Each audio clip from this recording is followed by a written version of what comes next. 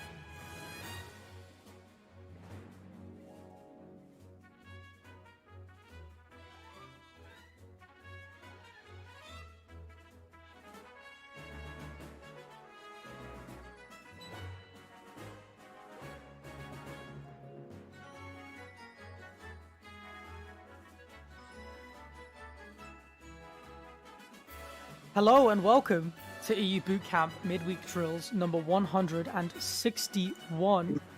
We have Valu versus Kogamasian up next in winners' quarters. Both of these players, not normally here, we're not that familiar with them because they're both having a really good run this week. As we were talking about earlier, Taylor, who I'm joined with, say hi. Yeah. Hey, I'm Taylor. Hi.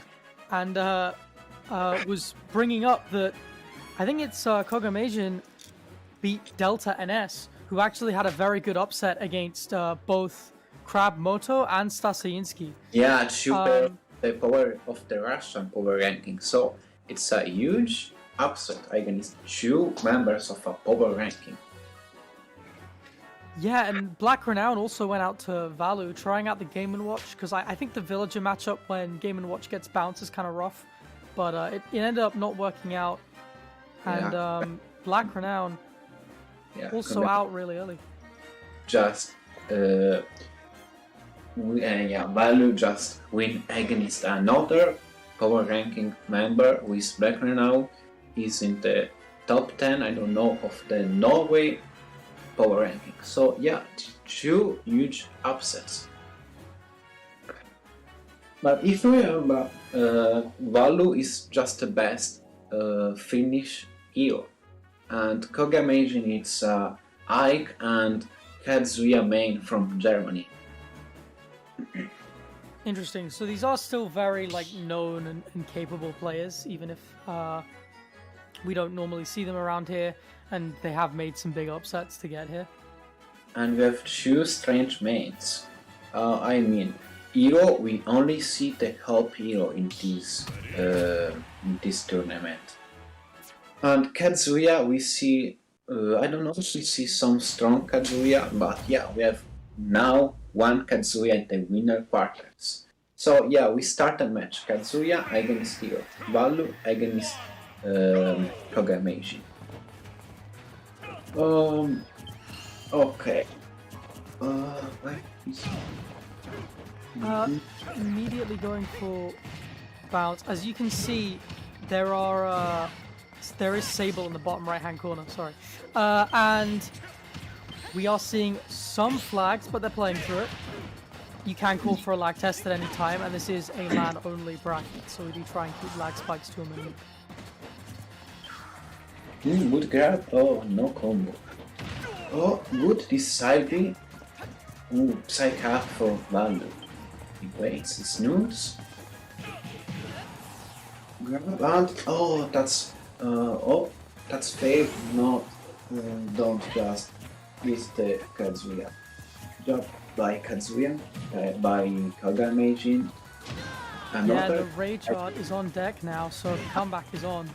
I think side beat's one of the best moves of Hero. Yeah, it's such a good spacing tool. You can just kind of keep people at bay. Okay, now we have Kogamejin with the the Rage. Oh, look this Psych Up and this up throw, but he doesn't kill. Okay. This throw, Psych Up. Okay, he can kill with any move now, Valu. Oh, good this FT by Valu, and he just take the first stock of this match. Yes. Good this by Kogamejin. Yeah, you'll see that Valu will often try and go for those spells at a disadvantage, and as soon as he didn't have bounce, Kogamejin was right there with the neutral beam. And he return in advantage. If you see, he just do like a drag down, if we can see, but with Kadum, and he deal 16%. Like it's so a big percent for Kogamejin. Oh, he tried to spike him, to stage spike him. Now, not hit here. The shield in front of Valu. And Valu with a strong percentage lead, and importantly, Kogamejin, no Rage Art right now. He just managed to keep Kogamejin at bay, stay very calm, and whittle down that Rage Art percent. And now it's an uphill battle for Kogamejin as they end up losing their second stock, and they got a big comeback to go. And that's bang, but so we can see. Yeah, the bang killed Kogamejin. Jab, okay, he starts the jab combo, but Valu just exit on him. Okay. That can be a good kill confirmed.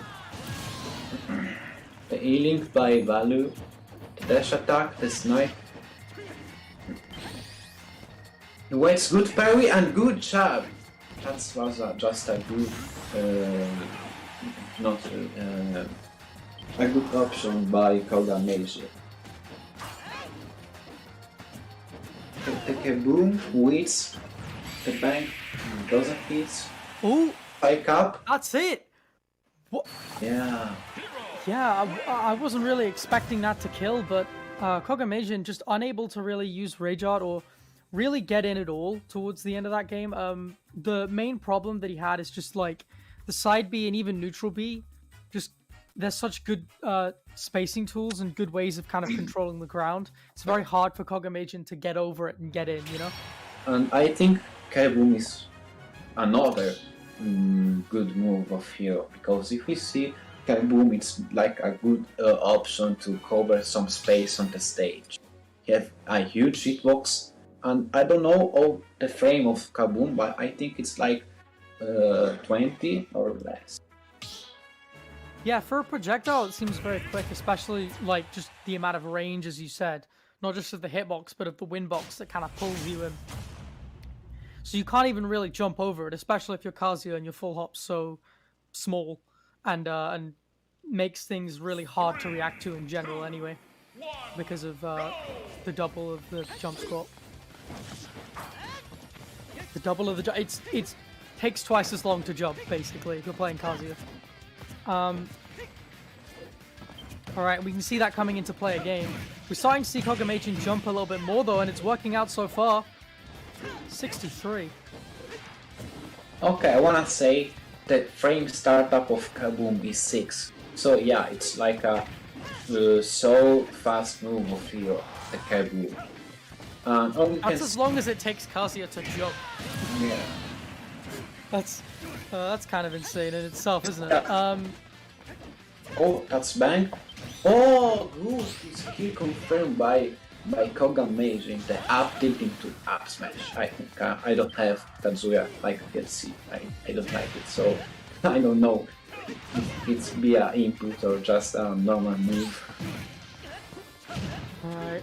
Oh. These electric wind godfists are really strong. Oh. Wait. Look at the weight on that spot dodge, as you were saying, like... Oh. Just a good option by Kogamage. Okay, the jab by Value, the bounce, the snooze, but he don't hit the snooze because he's shielded. Psycho. Ooh, oh, he kinda killed with the S. Oh, another stock by Kogamage with another up tilt into up smash, I think. Side B by Value, another Psych up. Ooh, that's Crackle Smash. And oh. Oh, and again! The EWGF to up smash again. Just unable to escape these electric wind godfists, and the parries were coming out really strong for Kogamajin. Like, we talked a lot about the projectiles towards the end of that last game, the one that Value won. But what we kind of forgot to mention is that, like, as soon as Kogamajin gets in, Value is normally there with, like, an aerial or a, you know, just a big sword trying to space Kogamajin out. But you can tell that he's got those timings on lock. He knows when to parry. And the game was dominating by Kogamajin, and in fact he's restocking Value. I think Value have to space and zoning Kazuya, because you have to zoning because Kazuya don't have to approach you. Because if Kazuya approach you, he can start with a combo like up tilt into another move and kill you. And with the kill confirms, I think the kill confirms of Kazuya are just good. Like the down smash into F smash or up tilt into up smash. Okay, we are at the I wanna say the third game of these winner quarters, Value against Kogamajin, and we are now on Town and City.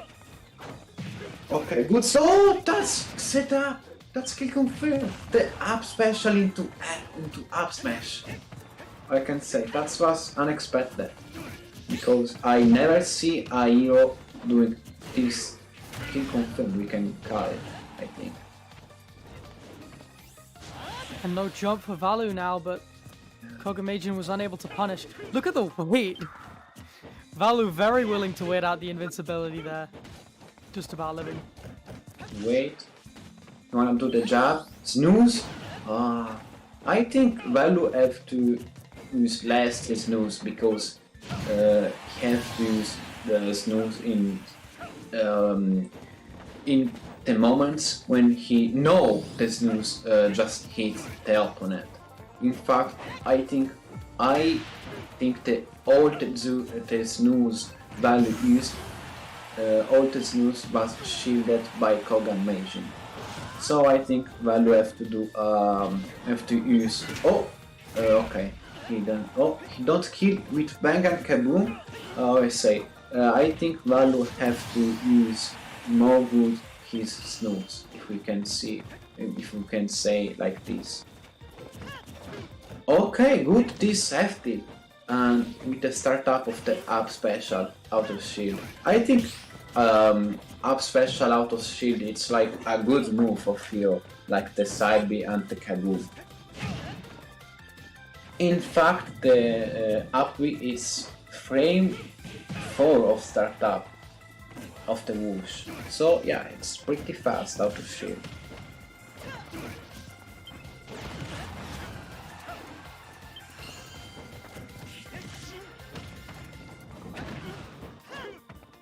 Oh, another Kaboom by Valu, bounce by Valu, jab, another chop but he don't hit, but he hit with the down tilt. Psych up. Oh, that's throw. The shield. Oh, he wanna hit him with the up B. Accelerate and psych up. Now we can see, okay. Alright. Up, oh! Yeah, he's out of mana now. He's got to be very careful. He waits. No rage art for Kogamajian. You've got to do this comeback the old-fashioned way, but you've got the kill power for it. No, that's the eye was so good. Another accelerate, another psych up. No, the dash attack who kills Valu. Another accelerate by Valu. He waits. Another psych up. He waits. Okay. And the up throw now kills Kogamajian with the up throw of psych up. Good move by Valu. He just wait for Kogamajian and punish him for the bad options you do Koga. But yeah, good game. That was a good game for the both players. Yeah, that was really strong for sort of Valu with the like counter adaptation that we saw towards the end of that game. Yeah. Just changing up those timings, making sure that Kogamajian couldn't just get in and fish for parry the way that he was doing in game 2. So really strong way to keep this run going for Valu, having beaten Black Renown and kind of progressing through. Kogamajian probably going to make some monster of a losers run. We've seen a couple of those in recent weeks. Hopefully he'll make it back to stream. And right now, Valu is going to face one of Sapphire 99 or Chicken 20. Yeah. We shall see. Let me see the bracket because I just don't see it. Okay, we have Sapphire against Chicken. I think this is like a good match. I wanna see it. And we got a grip on a battle here. Yeah, and we have Wild against 3. 3 do just a good run. He win against a Tewi named Big Dragon, against a Link. I think Oddsmanic it's a good Link from Netherlands, and he won against Eska, a Diddy Kong May. And now he play against Wild, a French Palutena. Alright. In losers, we have Goomba against Pilar,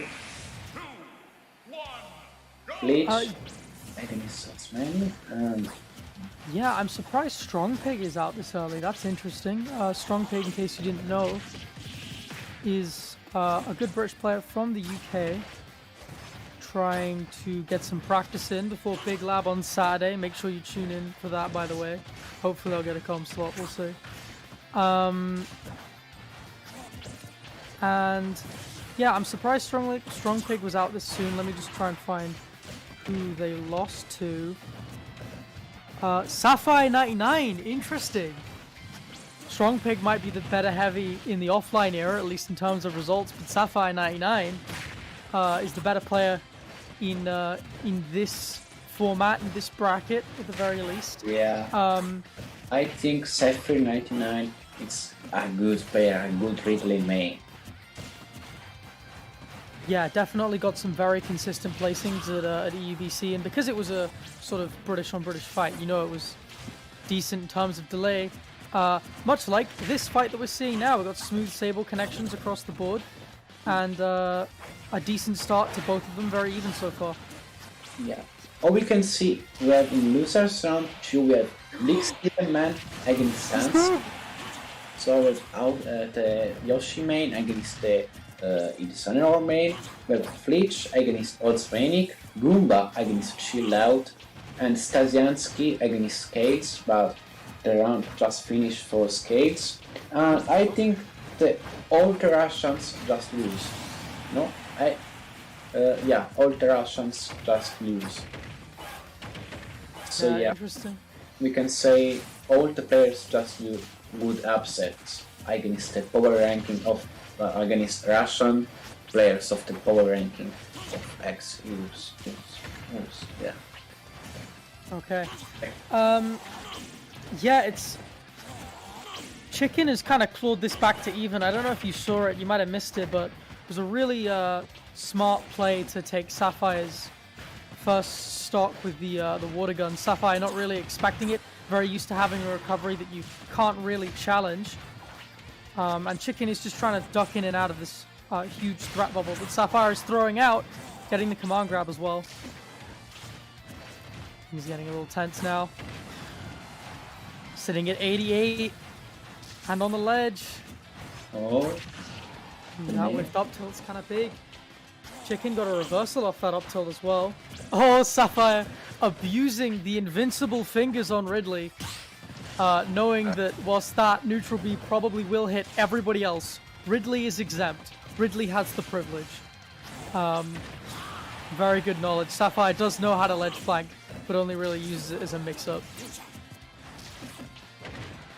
Ooh, speaking of as a mix-up, that ledge trap just not working, but almost got it. I'm surprised Sapphire attacked that.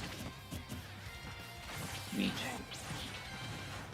too. Okay, so there are just two stocks both, so we have to wait. Someone will take the other stock. Okay, that skill confirm can be put the nail into fair. We can say a pretty good kill confirm of Greninja.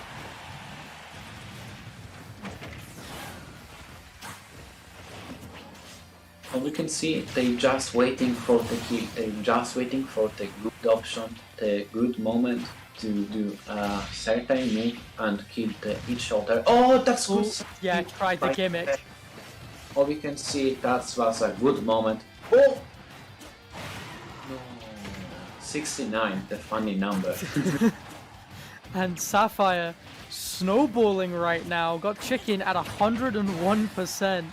But potentially still, I mean, Sapphire's still barely living right now. Oh, sitting at 150 at ledge. Oh, what do you do? Wait. Yeah, Sapphire just wants out of the corner right now. Yeah. Oh. For this opening. No. They're both being so patient. They're both just looking for this one big opening where they can look for the kill. You can see Sapphire whiffing a dash attack. That's probably your preferred option in that situation. Chicken trying to down B counter the fireballs to try and get in, but unable to do it. And Sapphire taking it with a perfectly spaced F tilt. That's a tipper. Yeah. And that's the game. So good is F tilt by Sapphire, and he just B-stock Hawk Moon chicken. Alright, I gotta hop in because somebody made a request. Sapphire 99! Nah, I can do better. Sapphire 99! Reminder, you can get Craig to announce the voice for channel points, so... Yeah, and if you wanna eventually do I'm that- eventually I'm gonna get that reverb working again so that we can actually like have it sound good. Anyway, I'm hopping out again. You guys take over. Alright. Oh, hey, Doppelman. I just see Doppelman. Oh, we are 1-0 for Sapphire. And we see a good game by Sapphire and his Ridley.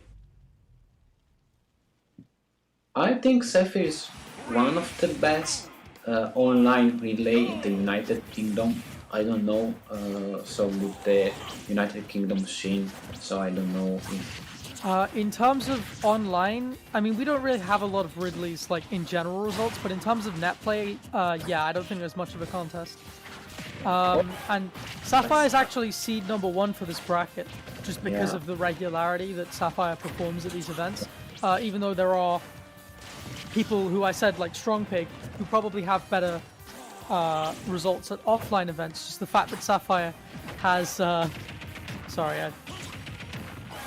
fact that Sapphire has such good results at EUBC so consistently is definitely done a good job for their seeding at this bracket. You can see just she can do a good start with his Greninja with the starting combo of dash attack into F smash and the 2 uppers by Chicken. In fact, now I think this And that fair was nice.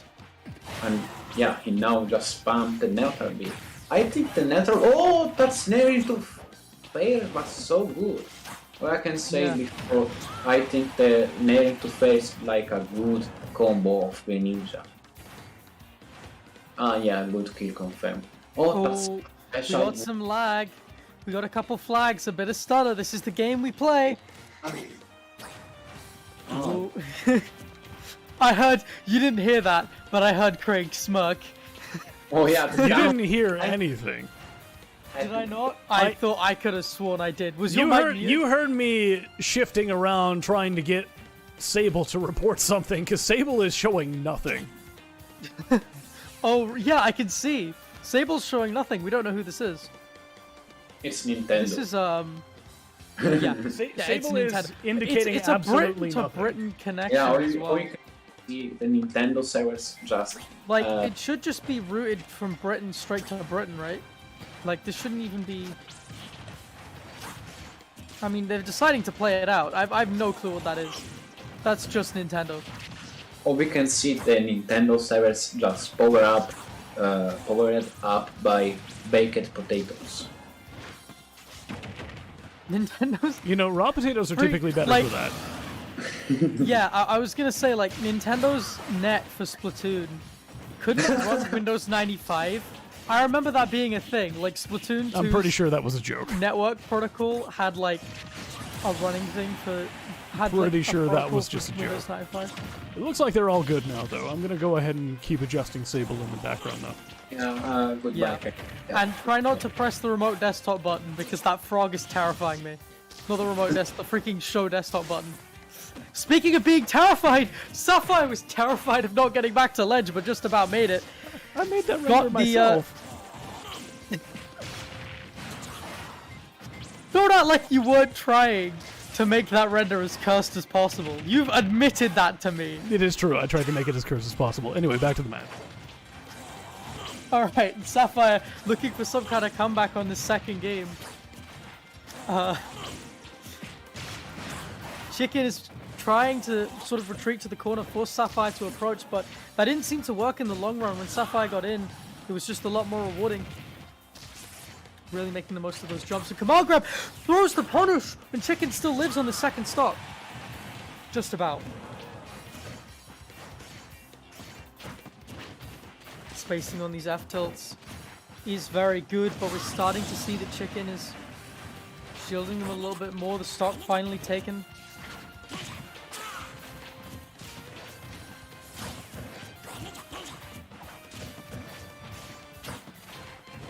Okay, they're both just kind of hitting each other's shield right now. They're both just looking for that aerial, that confirm. Chicken in particular just looking to finally finish this off.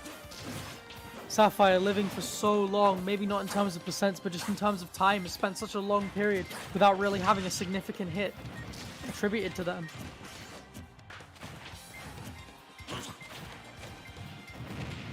Sapphire just trying to slow this down a little bit.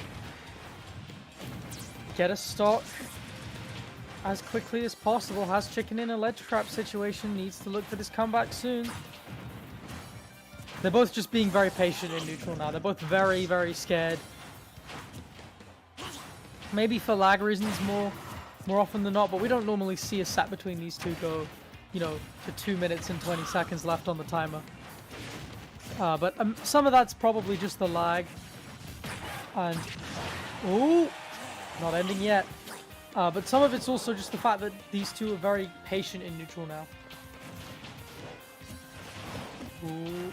Sapphire just using the big hitbox on that up B. Chicken has been unable to get a proper punish since the first game. Throwing that punish might have honestly cost the set, but not yet! Chicken takes it. They both flagged at the end there. If you looked at Sable. But Chicken takes it with a forward air. And we will move on to game 3.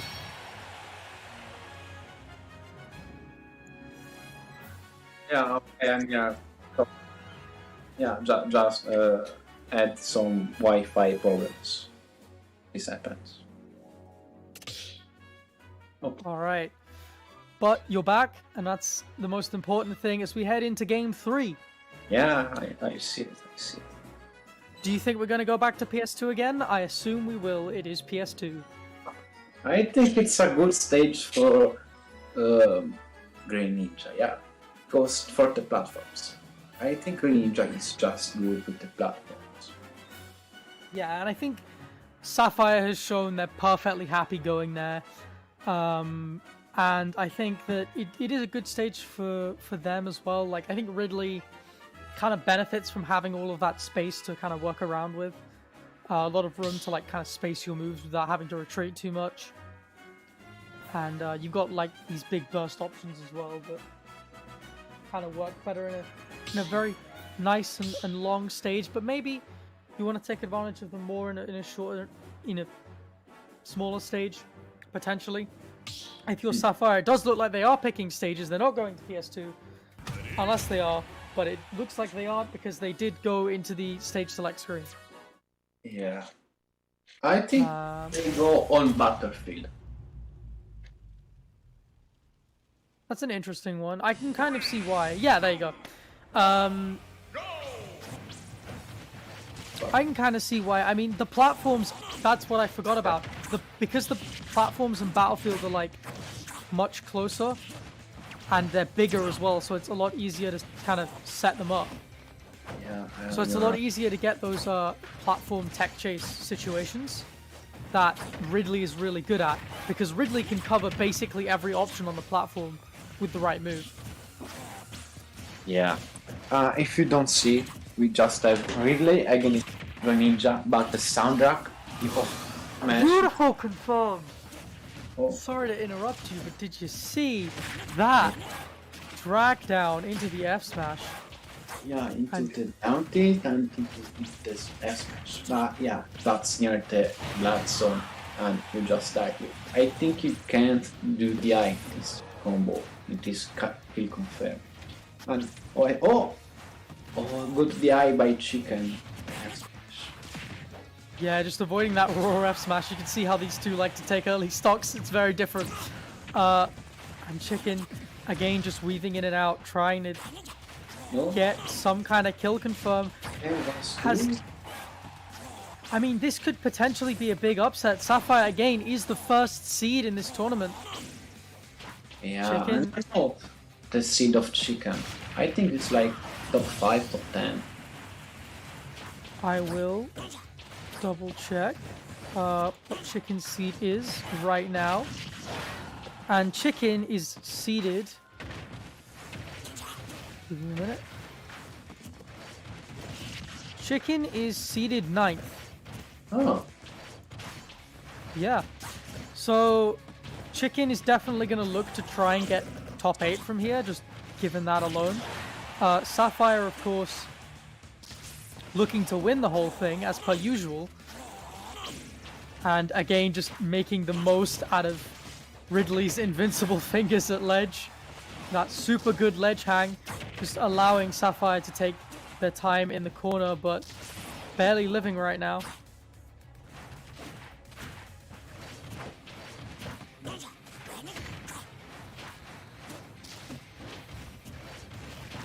oh, that's got can be so good. The pressure on the shield. Okay. It's oh, good fair, by Chicken. Okay. Right. You can see Chicken just trying to poke with mini shurikens, has the lead, knows they don't have to approach as much, doesn't really want to engage with all the big moves that Ridley has at their disposal.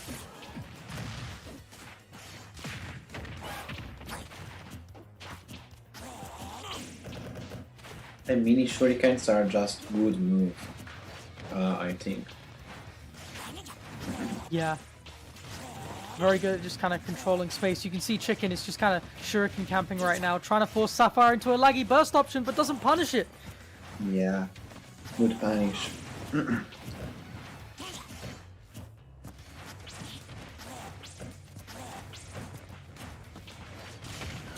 Okay, other shurikens by Chicken. Wait, and just do the neutral special. One of the best move of Greninja, I think. If you do mini shurikens have like a good frame, like 8, 7.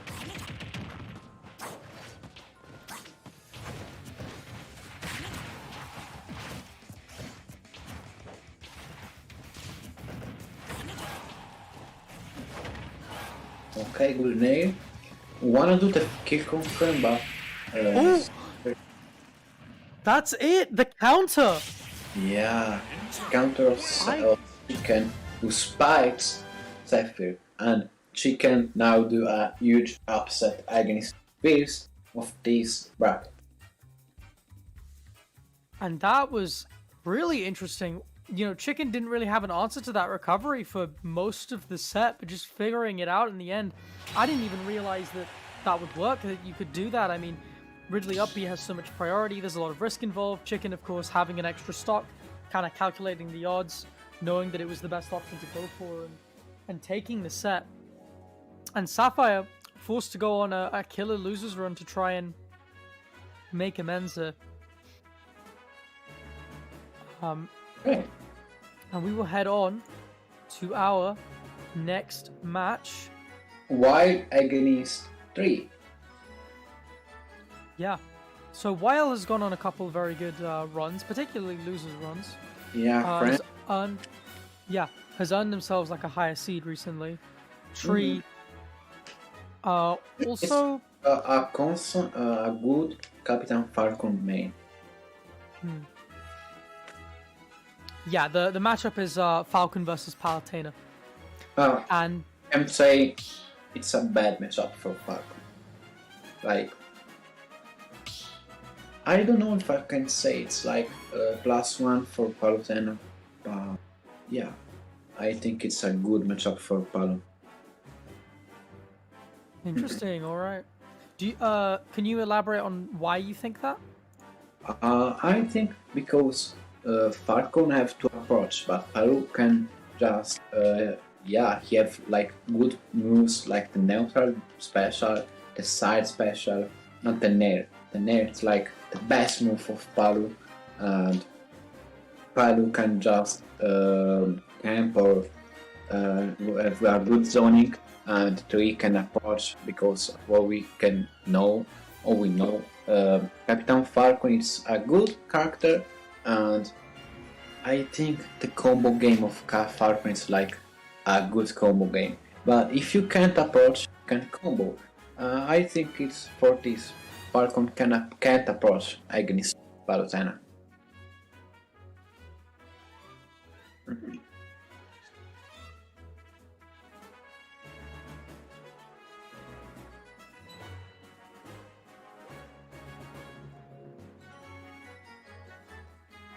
Ladies and gentlemen, for those of you just now joining us, welcome to EUBC Midweek Drills number 161. We're in Winner's Quarters, Weil versus Tree. Oh, and Weil has switched from Palu to Wolf. What? Interestingly enough, I mean, we were talking about how that's actually a good matchup for Palutena. Maybe Weil disagrees. Maybe Weil thinks they can win this with the secondary. We shall see. And we are on PS2, of course. That is the starter stage default that we normally see. Something that Tree is very comfortable with. You got a lot of space to kind of run around a little bit. If you're Wolf, you got a lot of space to kind of camp a little. Yeah. I guess Cap, you can like throw Blaster out a little bit more with this kind of space. No jump, by the way.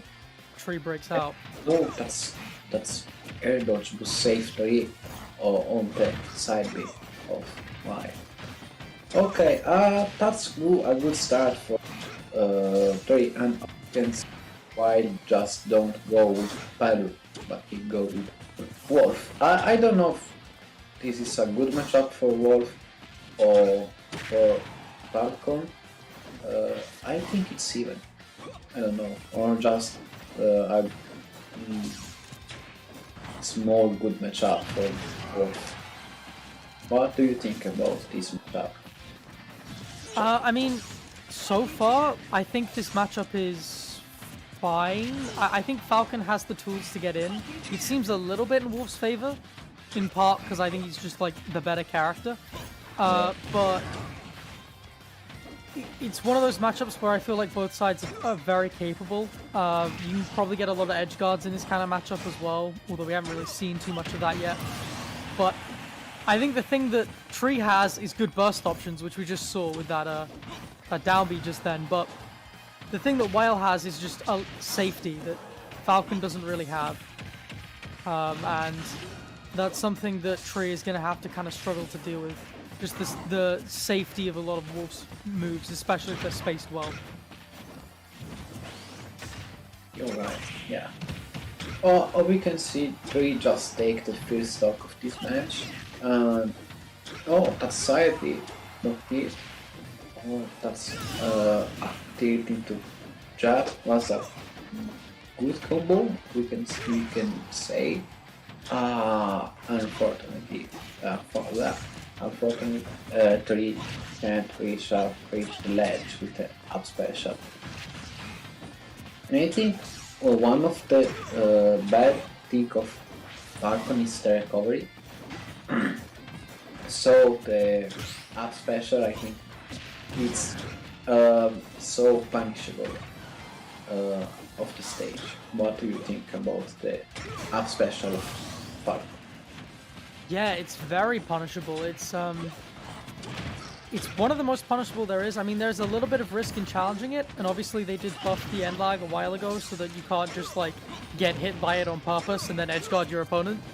But it's still relatively easy to deal with, and you can see the nairs coming out from Weil over the course of this set as they try and get the edge guard. What was that down B from Tree? Betting it all. I don't think that... I mean, you might as well if you've got a stock to spare, right? Still only got to take, maybe 10% in a kill move.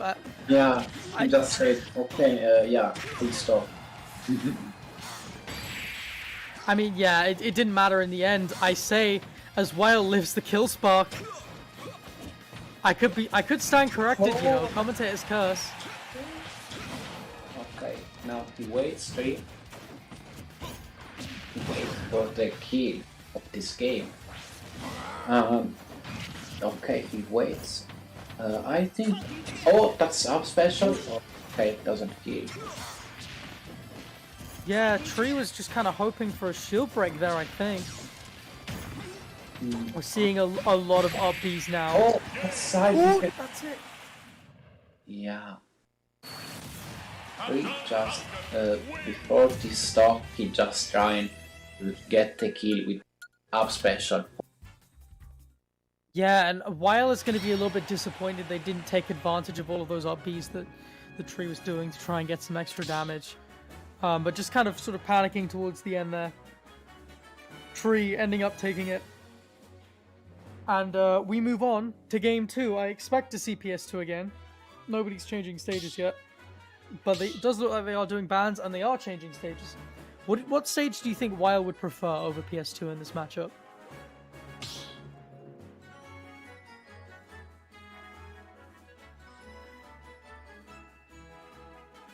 Hello? Okay. Did we lose you? Taylor, are you there? All right. We've we seen lost the Taylor. switch I back guess to- I'll sit in. We've seen the switch back to Palutena. Hey. Yeah. So that'll be interesting. We've seen Battlefield as well. Maybe the switch back to Palu is actually stage related. Because Palu on Battlefield is very, very good. Just because of the extensions that the platforms can give you. Not only that, but the cover that she can actually use on those side platforms and just sort of like harass using, the homing shot and the flame. Explosive flame, yeah. Without the name being constantly screamed at me, I can't hear the audio. I forget what it's called.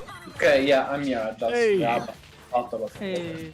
I wanna wait. Yeah.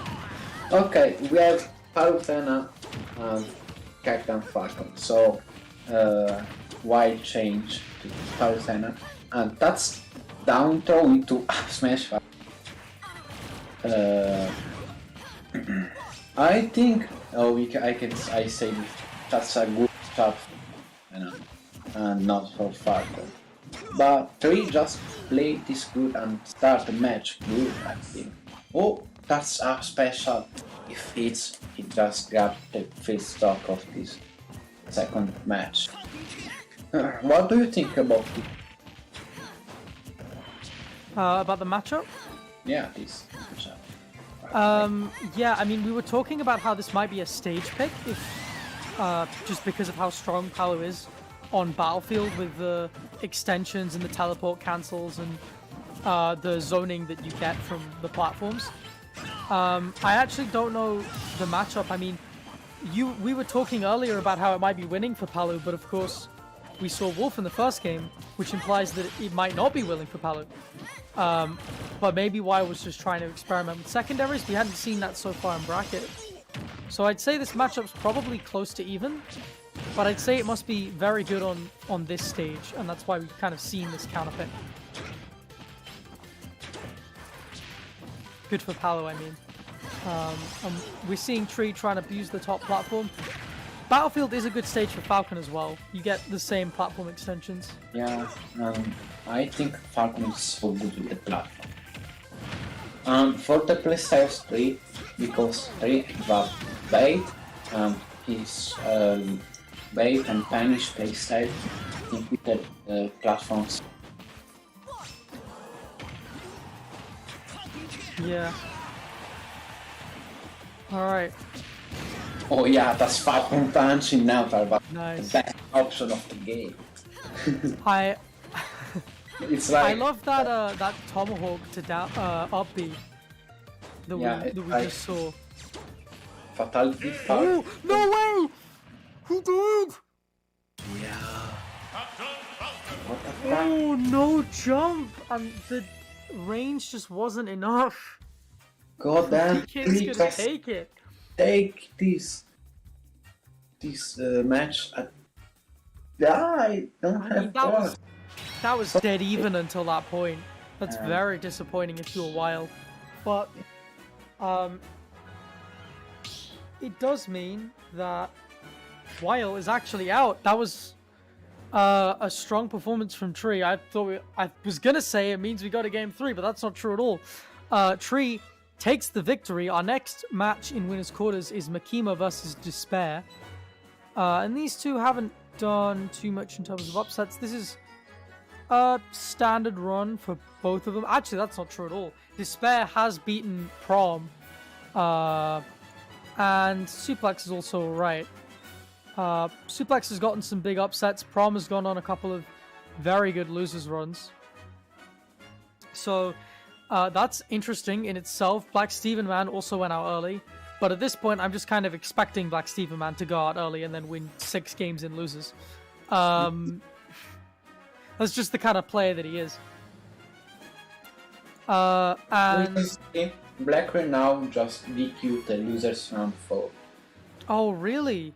Yeah. That might be so. That might just be Black Renown having to go and not really caring. And Gumbo against Chill Out and against Strong Pink.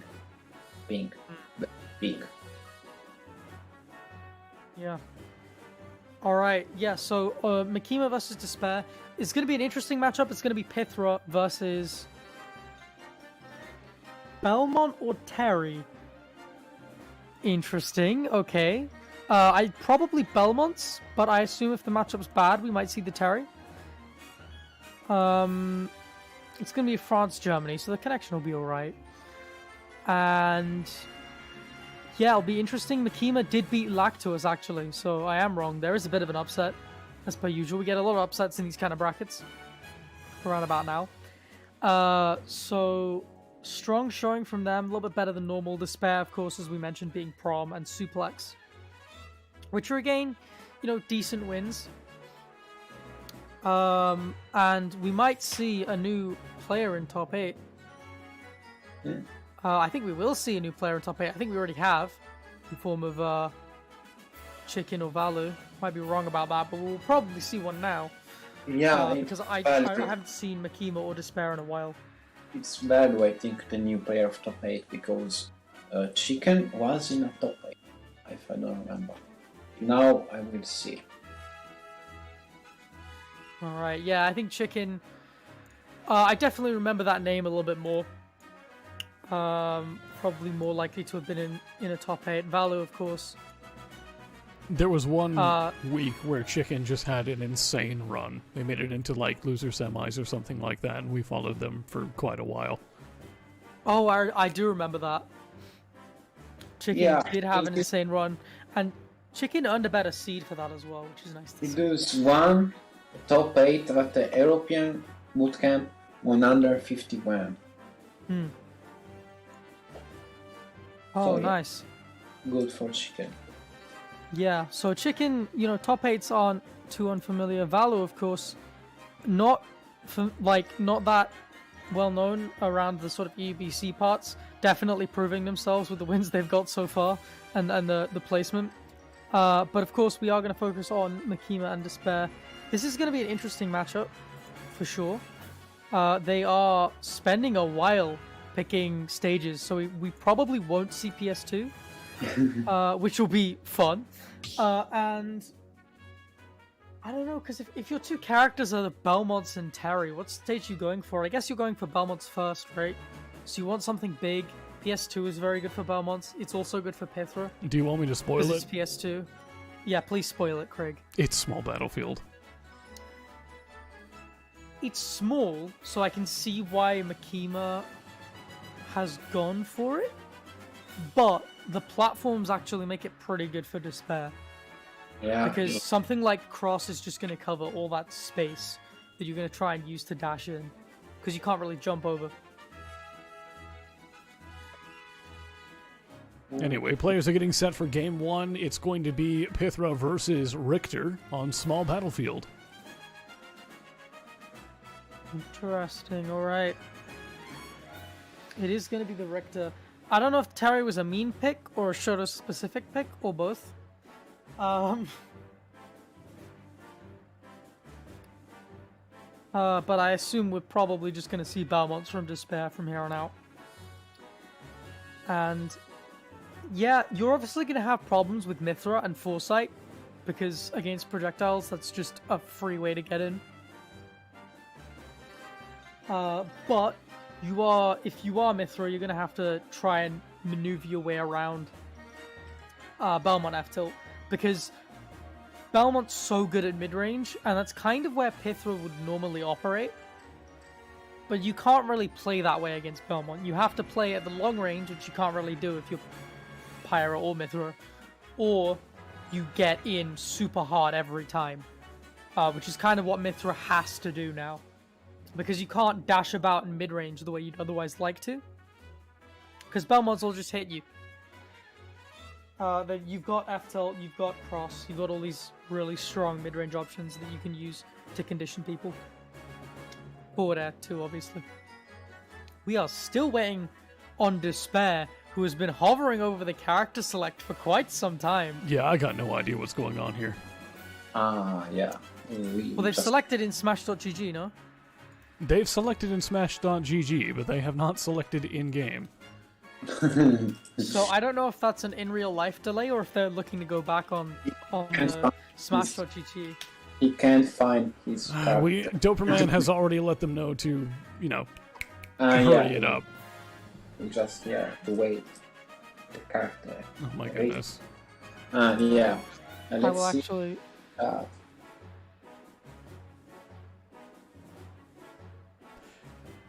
Oh, Despair does have shows. Despair has said, "I will be back in 1 minute. I forgot something," and that was a couple minutes ago. It's not a minute. I mean, down. This may be a problem. We may have to make a call on this if they don't return.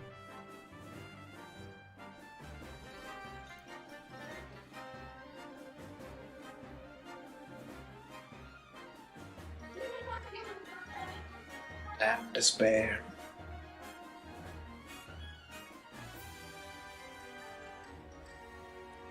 Now this will be a tragedy. Yeah. We wait for Despair. Despair, please. There we go! Oh, okay. Let's go. Just in time. Okay, so we have Despair against Makima, Paramita, and Richter.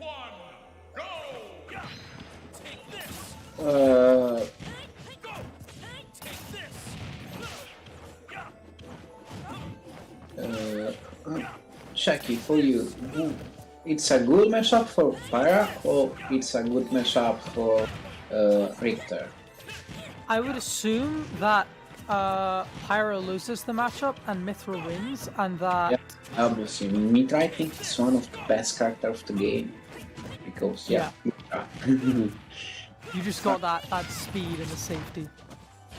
Yeah, and Mithra, it's... I don't know why Makima starts with Mithra. Yeah, it's interesting, but Makima isn't really struggling to get in. Look at the catch on the tether, and you know what? I think I know why. Very early kills. You know, I very think Makima is main only. Maybe Yeah. it's only Pyra. That's interesting. Yeah, he just said no. I don't mean Mithra. I'm main Pyra. Well, they were designed to be solo mainable. That's why you don't switch when you lose a stock like Pokemon Trainer. He just said, yeah, I just paid six pounds for 2 characters, but I just used 1. Okay, so we are now. Oh, he grabbed Battle of Richter. I think I don't know the name. That is very interesting. We don't see a lot of solo Pyra mains, but that is really interesting. Obviously, you've got slow speed, but you've got a lot of damage. Speaking of a lot of damage, did you see those projectile setups a couple seconds ago? That was insane. I see it. I wanna say, in this tournament, in this bracket, we have now 2 Paramita mains. I mean, we have Roomba who main Paramita, Min, and Makima who main only Pyra. It's oh, what the fuck is dude? I see good. He just do grab, throw into F smash. F smash. Dash attack. What the? It's true. I don't think it was true, but I think it caught a jump. Or at least I hope it wasn't true, for my own sanity. I think he catch the jump of kind of, but yeah, good. You confirm, we can say. Yeah, Despair is in a bit of despair, unable to really get away, and just like And these blazing ends, the side B has just been really good, and the neutral B as well off stage. It's just really hard for Despair to deal with right now. Can't tether to ledge at all when that thing's out. It's so active. just win using only Peter, and I'm impressed. I didn't see a solo main. I see a solo main Mitra, but not Petra. Yeah, it's cool. I can see it. Yeah, the solo Pyra. That's really interesting. But it's working out, and this actually seems like one of Pyra's better matchups, just because of how strong that neutral B is in advantage, and how strong that side B, the blazing end, has been in neutral, because it just beats out all of Belmont's projectiles, it beats out Whip. You just control all of the same amount of space the Belmonts can, but with less commitment, which is kind of insane. And Despair really struggling to get around it. We've seen the Terry. We did bring it up in the preview to this game. But the Terry's coming out. Now, Terry, I can say this. For me, it's a good matchup for Pyra Mitra, but we can see Makima, it's only a main Pyra. So, I wanna say it, but this even matchup. If we can see it, say it. Yeah, I mean, I think this might be better for Terry than it is for the Belmonts. But I think I don't actually know how Terry does against solo Pyra. That'll be an interesting one to see. You've got big disjoints, you've got the focus on ledge trapping. Smashville is the pick. And maybe this is a stage pick as well, because... Oh, or maybe this character is picked because of the stage as well. I think it's a good stage for Terry. Oh, yeah. It's not a great stage for Belmont. Oh, what the fuck? Makima? Yeah, I have no words. Yeah, it's like 3 and his down special free stock. Okay, we can see, yeah, the Terry gaming. We can see the Terry gaming. So the jab into down special. The Terry gaming is this jab into special. Jab power dunk, baby. And no go actually, so no jab power geyser. Did you see the fake out switch there, by the way? Using the switch as an air dodge and then immediately doing it again. Like, I don't want to play that character. Ew. He said, no, now I play Mika. Oh, side, I play Pyra. Oh, yeah. No, we don't take top tiers here.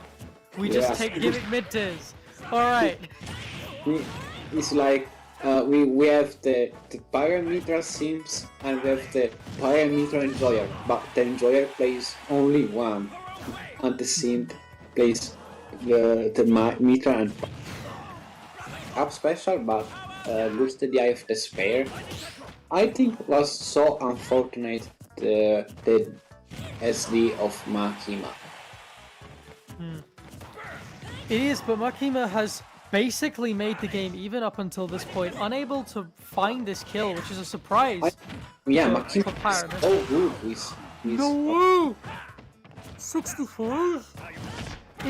It's time for power, guys! Are you okay? I think it's Are you okay? Makima has accepted Mithra. Makima has pulled out the top tier, but it didn't help in the end. He just opened. Oh, okay. Yeah, that's it. The jab, bust the wolf came out. Oh, that's so no brain. I can say it. It's like, gaming. Jab. Bust the wolf! It's yeah, like one of the things I was gonna say is like, the thing that Pyro normally has in this matchup is kill power. We saw it in the first stock, but in the second stock, it was so hard for Makima to kill, and it's so abnormal for them and that character to just struggle to kill to let Terry live to 160. And eventually, if you give Terry go for that long, you're gonna get hit by it.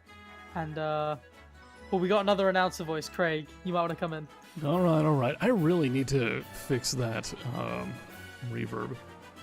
let's go crazy. Is that pronounced melod? Melod. Okay.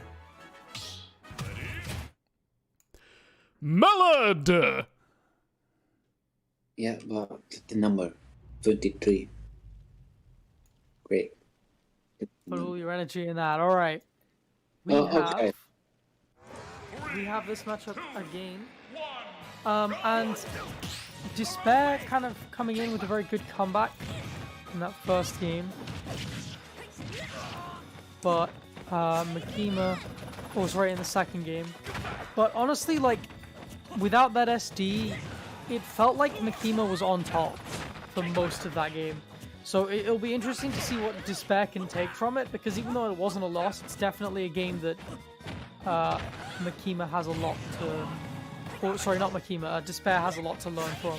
Because it's not necessarily a game where he could kind of say that he always, you know, made the best interactions. Or, I mean, like, if you won, you outplayed your opponent, but if your opponent SDs, it means that there's still a little bit that you can kind of take from that game. Yeah, you're right. Makima sitting at 90. We saw another early kill confirmed before Despair could use Go. That's really important. I'm just surprised to see someone who made only Peter and not Mika the best of the two characters, because yeah, Mika is broken. Fire is like fire. Yeah, Pyra's like a mid tier. And a mid tier who just slapped her face against the screen.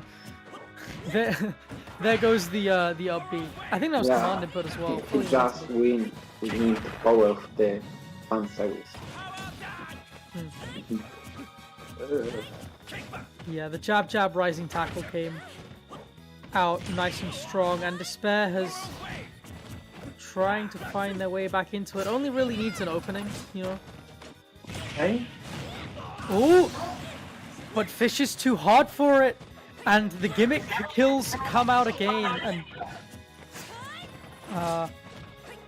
yeah, Makima suffering a little bit now. No go to get any kind of redemption. Hey? Oh, that side is good. No, I think you wanna do the full suit setup. Yeah, but he couldn't manage it. Okay, that's down there. Okay, the side B. Oh, what the fuck is... You can cancel the Melter B? Oh! Oh, he said... Okay, now I'm going with Mitra, but the spell says no Mitra, no more Mitra, no more Yeah, down tilt says no top tier. Okay, we can see now it's... Oh, good. Yeah, but the spell, he can... Honestly, they're both at kill percent. They're both at kill percent. He just used the... the spell. Alright, that's it. And he died. Just unable to claw it in. And the gimmick confirms, like, those early kills that Pyra can get were really made the most of in that game, in comparison to Game 2. And it was just really hard to use and build up Go in the way that we saw at the end of Game 2 in Game 3. Yeah.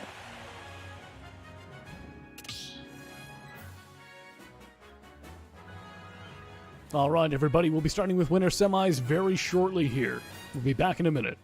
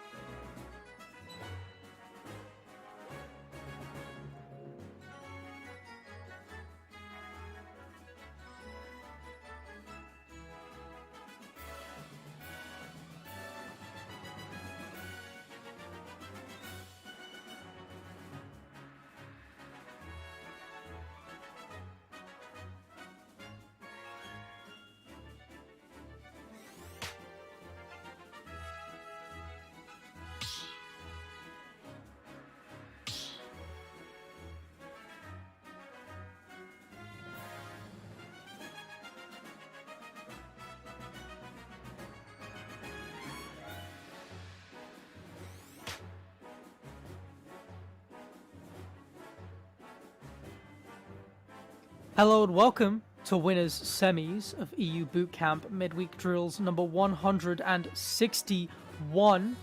I'm with Taylor. Say hi. Okay. Yeah, I'm here.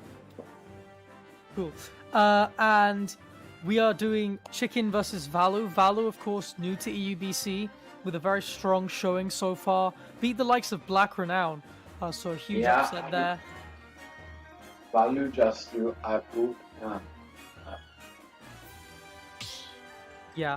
The matchup we're going to see is Hero versus Greninja. Valu, as you can see, the Hero, Chicken, the Greninja. We will move in to the game straight up. They both joined the lobby and immediately started playing, so I'm just going to assume it's PS2. It is PS2, and yeah, that makes sense. That's just default starter stage at this point. Yeah, it's good for both characters. It's good for everyone. Just PS2 supremacy. Okay. Yeah. All these stage lists, all this stage debate, only for everyone to gentleman to PS2 every time.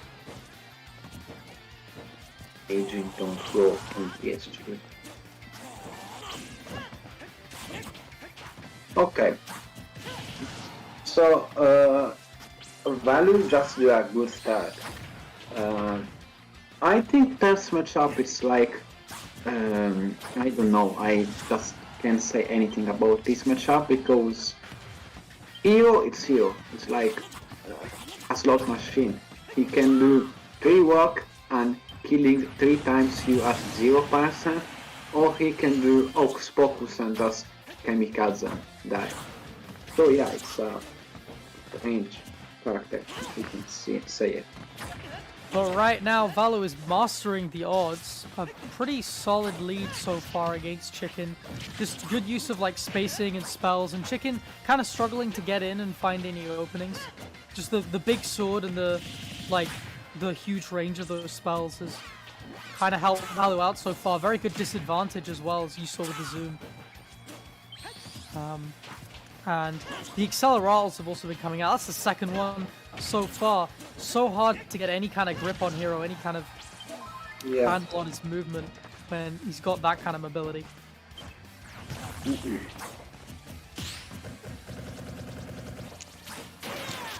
Oh, crit! Oh! And Valu abusing the frame 1 roll, counting all the way to 11 hits, rolling behind him, getting an S-smash, gets a hatchet man and the shield break. No way it's a crit. No, it's not.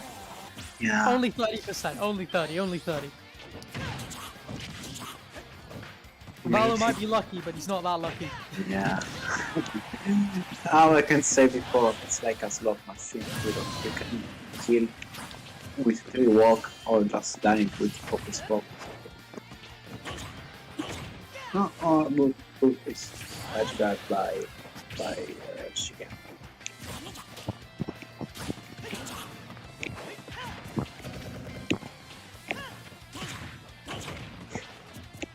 Okay, so I see one of the most abused options of Value is the up B out of shield. I think I say later in the set of Value, it's frame 6. The tornado, the whoosh, frame 6. That is very fast for an out of shield option, and that's fast for a projectile. Side B taking the final stock for Chicken, and a Value, confident... how I can say, just dominating this game. He seemed very in control the whole time. Chicken just kind of unable to deal with I don't know, this matchup or Valu's playstyle or both. There's got to be a lot of kind of adaptation going on in this second game. Hopefully Chicken can make it a little bit closer, or at least hopefully for him.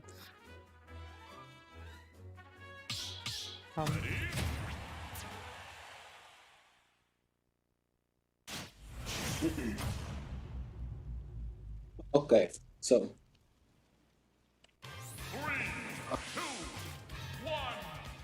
He's only got... Okay. Alright. Valu immediately runs to the corner, looks at spells, doesn't really like what he sees. Gets forced back in there. See how much damage that rapid jab did? He was in the corner. Yeah. Gross. Wow, that's jab on ledge. It's like, wow. The jab of Greninja, it's good.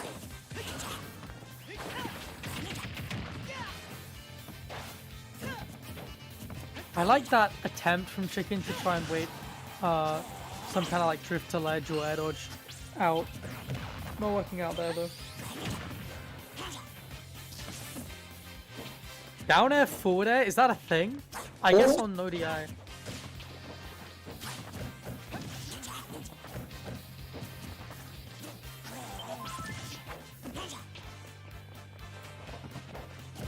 Ooh. Unable to react to the roll there. Valu trying to control space with these side Bs, just trying to keep Chicken at bay. But Chicken keeps getting in, and that's a kill. You don't get any time to do your spells off stage. Right, Chicken really dialing up the pressure now. Valu just struggling to get away. I mean, the up B comes in clutch a little bit, but Chicken is just starting to space around it. The hitbox isn't really that big, so as fast as it is, it's not as useful as you might think. The neutral B to side B, Chicken getting the super early kill. Valu's got a mountain to climb. Yeah, the first match of these winner quarters was dominating by by Valu, but now the match is dominating by Chicken. With these good options and with this kill confirm, the side B. Yeah. Right, the up tilt gonna come out there. We've still got, I think it's Oomph active right now. And Chicken is just abusing the better frame data. Chicken is just running in and pressing buttons and knowing that his buttons are faster. And Valu is just unable to deal with it right now. They can't really find a way. A problem Firo is his airs and his tilts. He's so slow. In fact, I think the faster move of the airs of Firo is the nair. The nair of Firo is good and the upper because the upper is so fast. And the jab is fast, I think. The whack just don't hit Chicken. Another bounce by Valu. Flame slash, but he don't kill. Damage.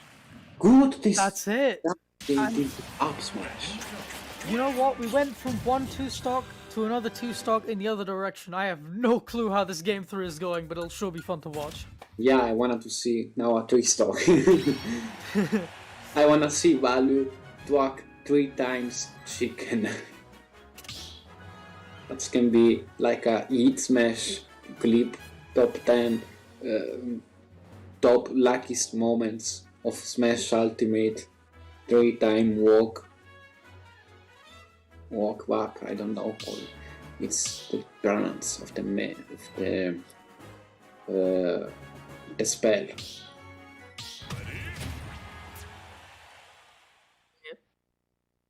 And they go back in again. Wonder what stage we're going to see. It does look like they took a little bit of time at least to try and select one, although it was pretty quick. I think Valu very confident in the decision, and it's Town and City. Yeah, Valu wants to camp, but Town is a very good stage for Greninja also, so it's an understandable pick from both of them. Valu does seem to know some interesting setups on here though. That Kaboom does so much damage, man. Look at that.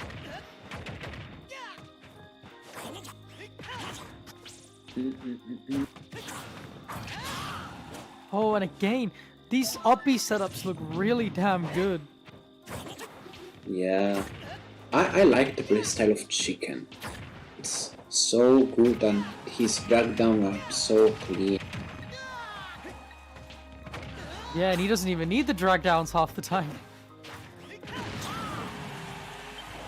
Yeah, that side B keeps catching Chicken. You got more space to deal with it now, but it is still a very strong option at Valu's disposal. And so is up tilt. Gets the kill.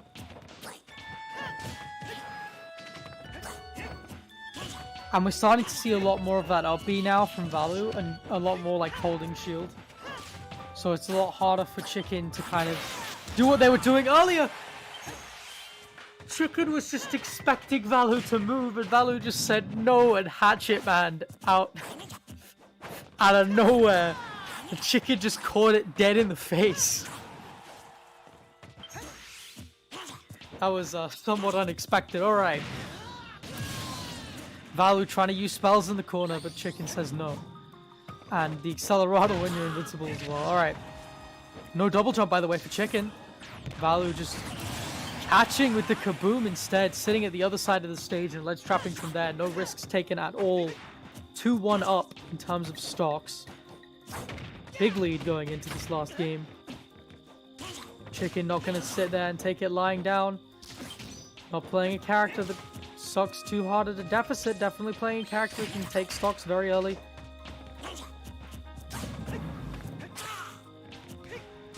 That up B is such a good option at a disadvantage. You can see what the game plan is for Valu picking this stage. Just kind of running to the corner, abusing those platforms. Using it as a kind of get out of jail free card in a lot of situations against Chicken. It's worked out really well so far. Almost got cheese as well. He got a crit on that first stock, that was it.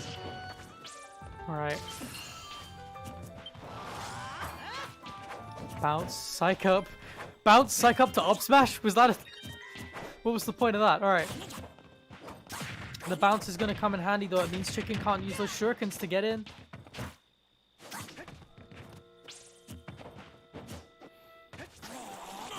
Palu just trying to find options here. Chicken is definitely gaining on him now. The heal not going to account for much. Needs the kill quick. Beautiful water guns, but can't find a kill yet. Look at the shurikens. Valu still just about makes it back. Chicken missing the squirt guns.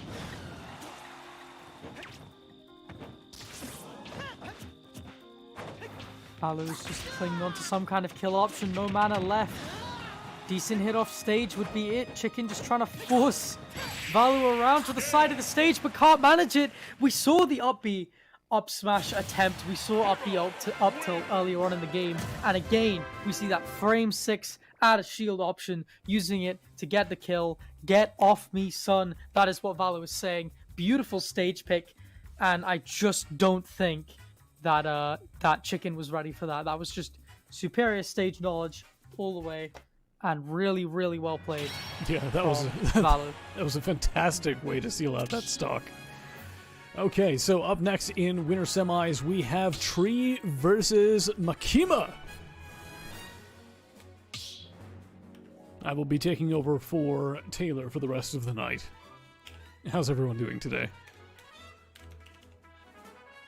I'm doing alright. Nice. Doing alright, been busy commentating. I heard.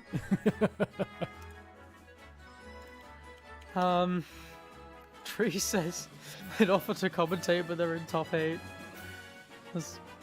No, we already had a plan. We had a schedule. Schedule's out the Yes. window now, but we had a schedule. Yeah, I think Taylor had some connection issues. There was a little bit of delay as well. I think I thought it was because it wasn't his native language, but I then realized that he was commentating things that had like happened at the end of the game whilst I was looking at the windscreen.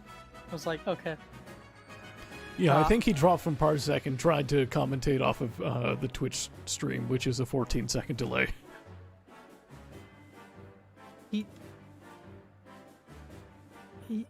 Okay.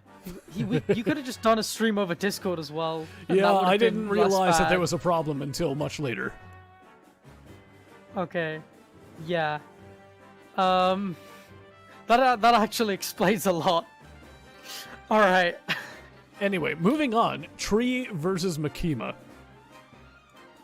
What Yes, do we Tree. have in store for this particular set? So, Tree is going to be sticking with Falcon. Makima, once again, is going to be sticking with Pyra/Mythra. Probably just Pyra. Yeah, that makes the most sense. Pyra, I mean, the thing that you have going for you is edge guarding and gimmick kills, basically, if you're Pyra in this situation. But Falcon can kind of match Pyra's gimmick kills. Maybe not to the same extent, because they aren't as safe. You know, stomp knees, nowhere near as safe as Pyra down air to up smash. But you've still got them.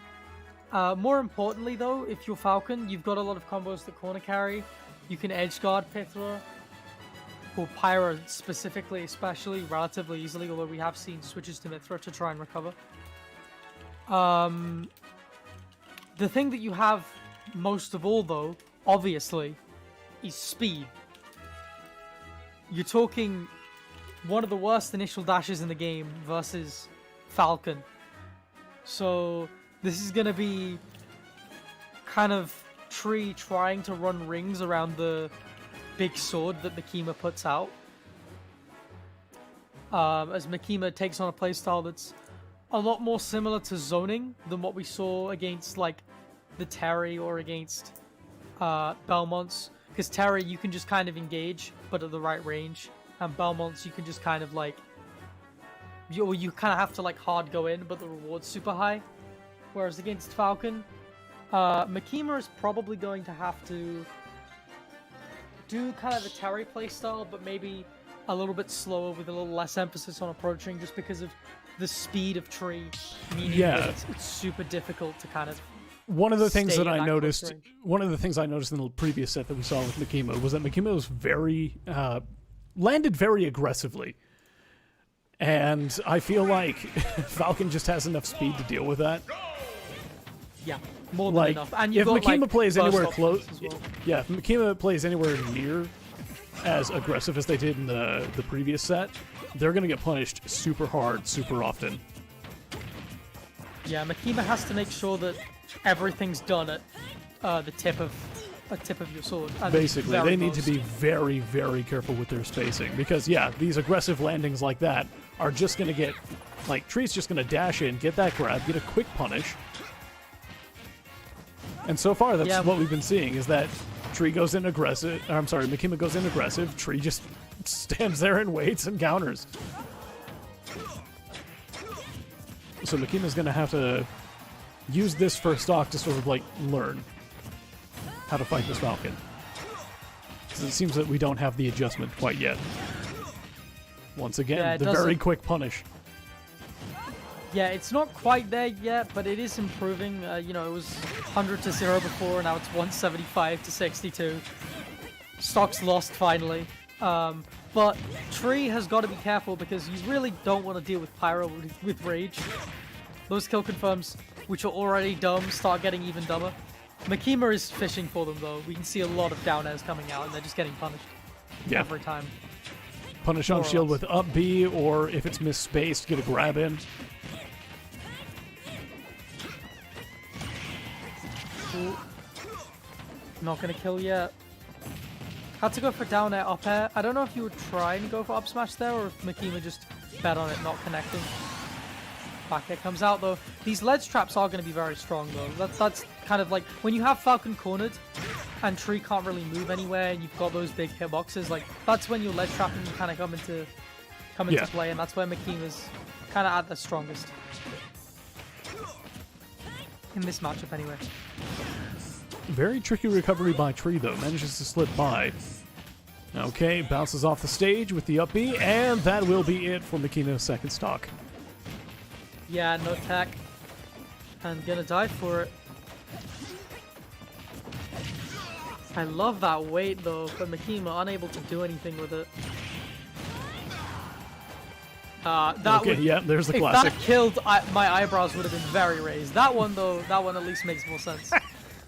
That one, you know, that one probably shouldn't have killed, but it's like, that's normal gimmick percent, you know? Yeah. So with that, Makima's actually evened things up despite being in a fairly big deficit in terms of percents this whole game. Well, that's the advantage that you have, right? When you play somebody with that much power, like, oh my goodness, please don't tell me that kills. That was very close to, and Tree is sitting at 100 already. And I think the Makima adaptations have come out. We're starting to see a lot more landing mix-ups. And Tree is just unable to deal with it. See, I don't know if it's landing mix-ups or if Tree's just being way more aggressive. I feel like Tree got very frustrated by those first couple gimmicks. Yeah, it feels feel like like Tree that's- just sort of like went in on attacks that they probably should have just stood still and defended. It was just, that's one of those situations where like, how do I explain this? It's one of those situations where you get really annoyed and you're like, I need to take this stock now. I need to get back in this now. Because I got really annoyed. I lost my stock at 60. I need to go in. I need to take it now. You know, play on the front foot. And then Makima's just like, I've just been throwing out hitboxes this entire time. So please do that. Please try and contest them. Please dash into them head first. And it just kind of slipped from there. Like, Tree's patience faltered entirely. It's not like Tree wasn't playing aggressively before, but before the aggression was managed and he was picking his spots. But he got gimmicked a couple times and he just like saw red. Yeah, earlier on you saw like very good punishes off of shield, but that last stock, Tree just went in and just walked into a bunch of stuff.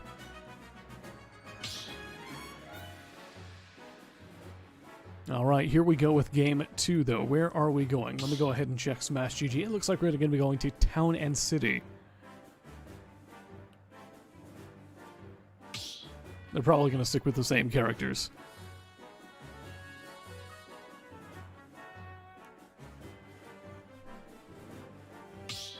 And they will.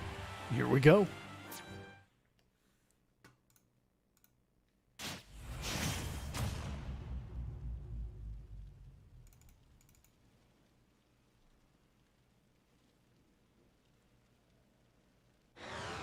Okay, game 2, Town and City. Let's see what we get. All right. Oh. Interesting. Tree just sort of like Okay. putting themselves in a corner right away. Well, Tree is again just like rushing in immediately. Not necessarily picking their spots, but has definitely started to now. No double jump. Tried to catch the early recovery, but Makima waited.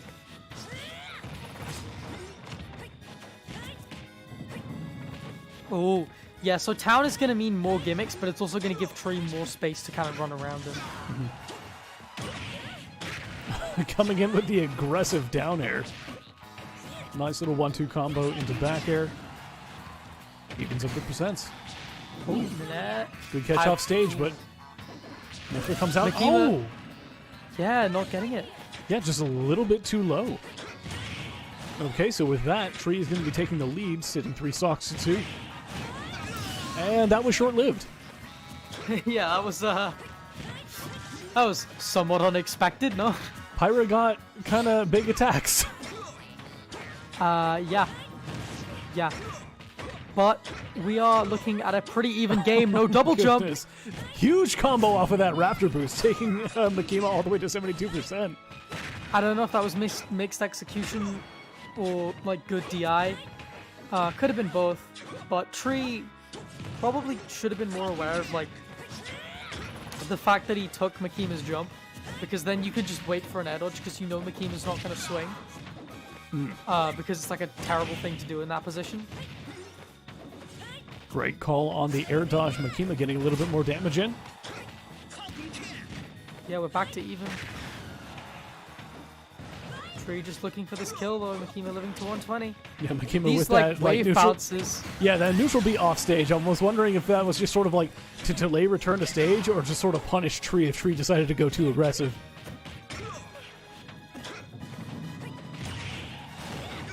Okay, Ooh. down air into up tilt? Is that up tilt? That was up smash. Okay, I can't tell. Well, with that, both players are now on last stock. Once again, trading stocks one after the other. Yeah. But it's Makima who's got a much better start on this last stock. With Yeah. Tree sitting at like 84. Makima's just trying to catch these dashes in. You can see that.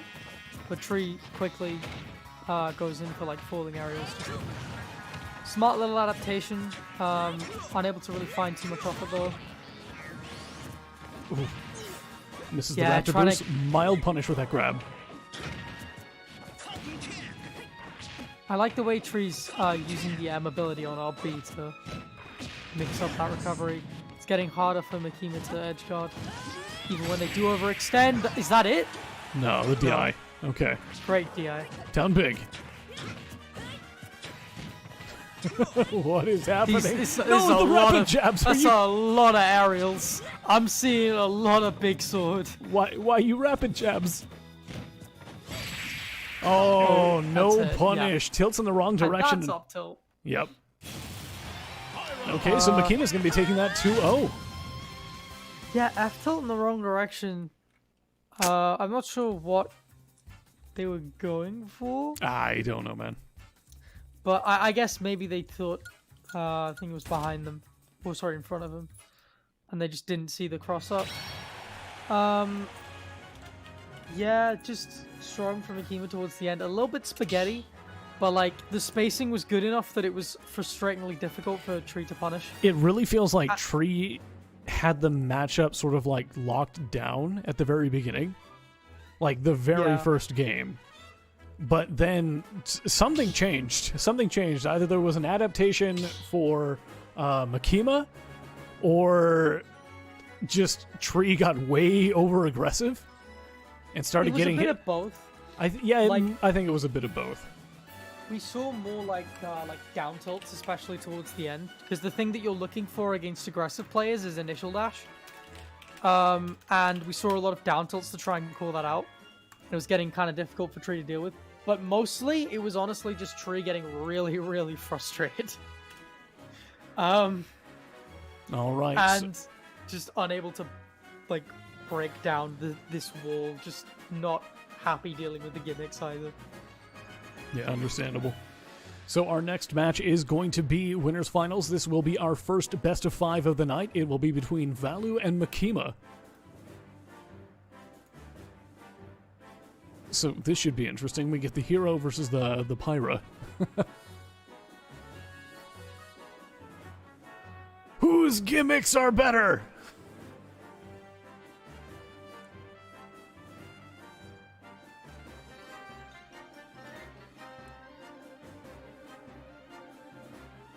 Whose gimmicks are better? That is the question. It's gonna be... it's gonna be a fun set. It should be. Above all else, it'll be a fun set. Which is nice to see. I gotta say, so fighting against a hero is incredibly frustrating. Watching a hero is incredibly entertaining. Yeah. Yeah, pretty much. Hero's just funny. I would... even playing friendlies with a hero isn't really frustrating, because it's like, something dumb happens and then you laugh. But if you're in bracket against a hero...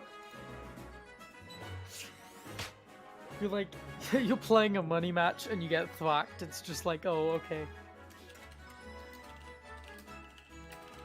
Oh yeah, an unrelated side note, because we have some downtime. If you're a hero main, you need to learn the spells in all 6 languages. I should not have to do that. You should have to do that. That's it. Now that offline tournaments are well and truly a thing for a little while.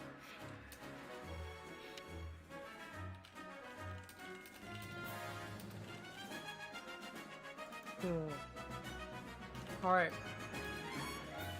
We do. We have 2 DLC swords. Yeah, we do have 2 DLC sorties. That is true. Would I call a hero a swordie? No. I guess technically, but not really. Swordie is an extremely loosely defined archetype, okay? Yeah. I feel like it's not particularly fair to call certain characters swordies. Byleth feels more like a swordie than hero, but Byleth doesn't have a sword and hero does. Well, Byleth... Because here's the thing, like, Byleth does have a sword. Pyra is a disjoint Ganon. You can't really call her a swordie. Yeah. You can't, it's just like, what's the requirements to be a swordie? Oh, do they use a sword? Is Link a swordie? I don't think so. I mean, if you think Tip about the scales in the funny chat. thing about Greninja Link Fair is a that- sword, though. Greninja. Greninja is a swordy. Harry is a swordy because his legs are swords. Look, whenever I hear swordy, it's just Kazuya like is a swordy because his whole body is a sword. His whole body is just a sword. Frame one. we're just like describing swords as in terms of like disjoints and like smaller boxes. Yeah.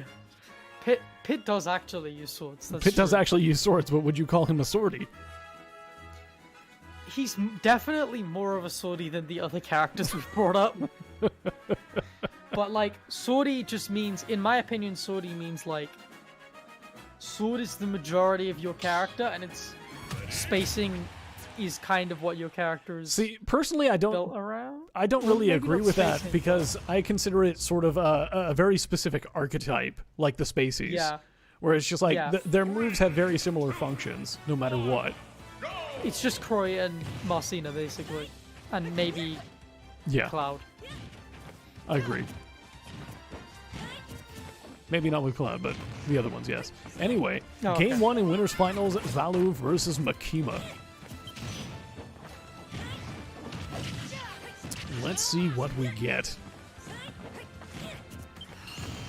Valu activating Bounce? Will Bounce actually, like, knock back Blazing End? Yeah. Woo! I learned new things today. Alright, using that shield stun on Kaboom to just rush in and get a jab combo in.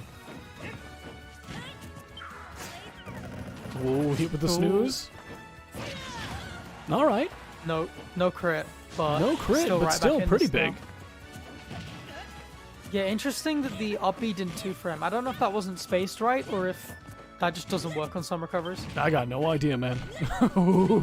Did you see? Cheeky Yeah, you whack, saw the cheeky point whack. blank whack. Yes, I did. That top deck whack. It was a high percent as well, to be fair. Like the chances That of that actually could working have were worked. like surprisingly decent. I say high, I mean it's 85, but like your chance of that working is still like The chance of that working is Pretty higher high. than you usually see. yeah. Alright, there we go. First stock down. Makima currently up by 1. Kaboom taking the stock. Acceleratle and Psych Up on are On now deck. active. Yeah, that's gonna be a huge problem. The Psych Up not really meaning too much, but the Acceleratle is Oh my it's just gonna goodness. make it impossible. You can see like the amount of extra spells you get out of Acceleratle in this matchup just because you can run away. Yeah. And like what's Pyra gonna do? Right? Especially when you've got bounce as well. You just run away and get buffs. Yeah, Valu has been in Makima's face this entire stock. Acceleratle has expired, though. Not only that, but the MP is low. Alright. Having the shield, I saw that thwack. They were hovering over it. They wanted it. Alright, good DI from Valu. Using Zoom, getting getting back on gimmicked. stage. Okay. Yeah, if you're at 100, you really don't want to go off if that's there. Below the stage whack. Bang! Ooh, nice catch. Good spike. Okay, Psych Up. Makima sitting at 109. One hit could do it. Yeah, very even Sizzle. final so far. Nice. Catching the get up with the Kaboom. And with that, both players are now on last stock.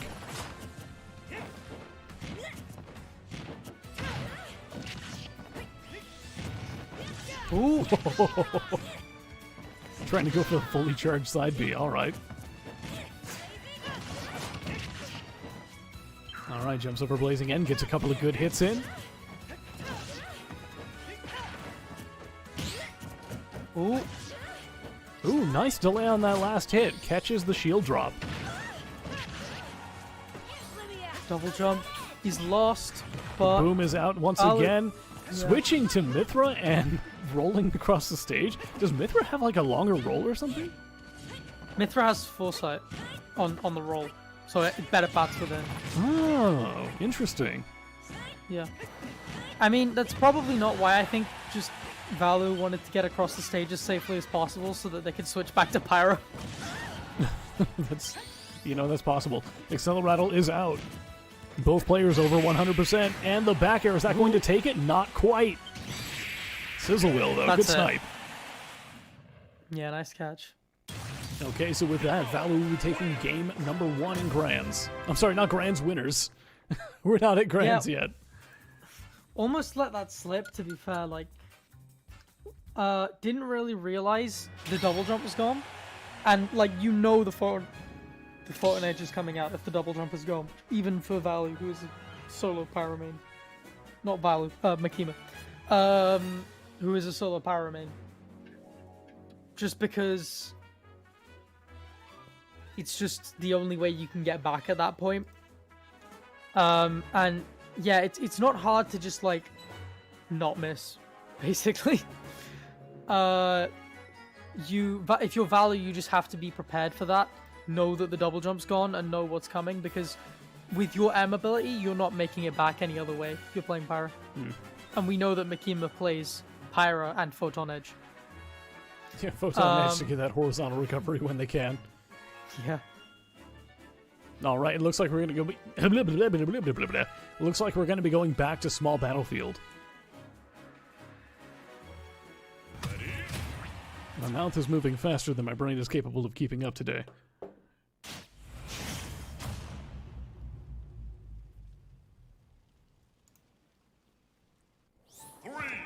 Or the other way around, I don't really know. Anyway, game 2.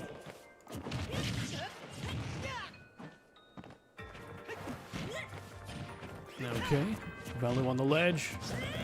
Makima trying... Ooh, okay. I was going to say, Makima trying to keep Valu there, but ends up throwing out a blazing end past Valu. Getting back. Good stage control so far. Taking Valu past 90% without taking a single hit yet. The spells are coming out. No, it doesn't matter. Jumping in with Accelerado, Valu gets hit with an up smash, and with that, Makima will be taking the first stock of the game. Valu's double jump's gone, and Makima knows that and waits. If that was a sweet spot down air, that would have been some big damage, but settling with 69, I guess. We're seeing a lot of aerials. Yeah, we are. Yeah, Makima is again just looking for any kind of initial dash or roll out of the corner. That spike was beautiful, and Makima sitting 3 stocks up to 1. Very quick reply to the last game. And Valu with that double jump again. Oh my goodness, Makima has only taken 26 damage, and they've taken Valu to last stock. Yeah, this disadvantage is just a lot more predictable. Like, catching these double jumps out of hit stun and then knowing the air dodge is coming straight after. And just waiting for that, catching it, and then going again. What's been happening, though, is, like, Makima gets Valu, like, stuck on that ledge, and then we'll just keep, like, throwing out aerials. Knowing that Makima has to, like, what's Makima gonna do? Pretty much. It's such a threatening... It's like, massive, presence, yeah. massive Like, hurt box. Like... And there's Very just enough little mix-ups lag. to it as well, because you Yeah. might see like a blazing end come out in that situation. So when you normally stay in the corner, you have to deal with that. You're stuck in the corner, and it's I've just got hitboxes that take up the entire width of this platform. You want to approach? Yeah, like you want to dash in, because I've got buttons for that. Like if you want to come, like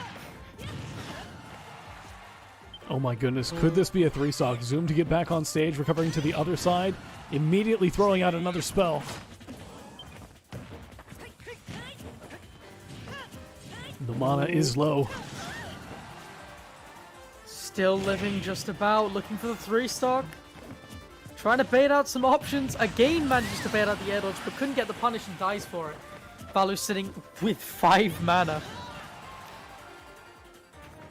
Can't zoom. Can't charge Nice up B use. either. Yeah. Alright, so with that, Makima takes the game with a JV2. Alright. Well played. Yeah, no from kidding. Makima. Massive change of pace from the last game.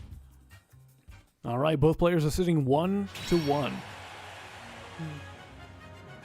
It just feels like Makima has a much better read on Valu's general like disadvantage. And Valu's just pinned to the corner every time. And it's not the usual Pyro ledge trapping where like we see like a neutral B kind of gimmick or side B covering a bunch of options or something like that. It's just good ledge trapping with big hitboxes. And what's interesting is that like Makima's not even trying to cover any Makima's not trying to cover neutral get up because Makima knows if you neutral get up, you're just in the corner and you have to deal with me. So it's just really difficult for Valor to deal with right now. Okay, so for Game 3, it looks like we're going to be going to Town and City. Sticking with the same characters, though. That seems like a good stage for both of them.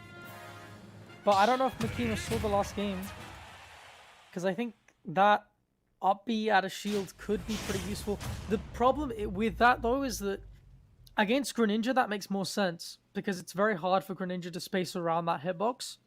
He's only got a couple moves that can do it. Whereas against Pyra, you kind of want to keep everyone at the tip of your sword anyway. That does not reflect. I thought that did. That just doesn't work. So okay. bounce doesn't do anything. That's depressing. Not against Pyra, at least. Okay, so I think we've all learned that just now.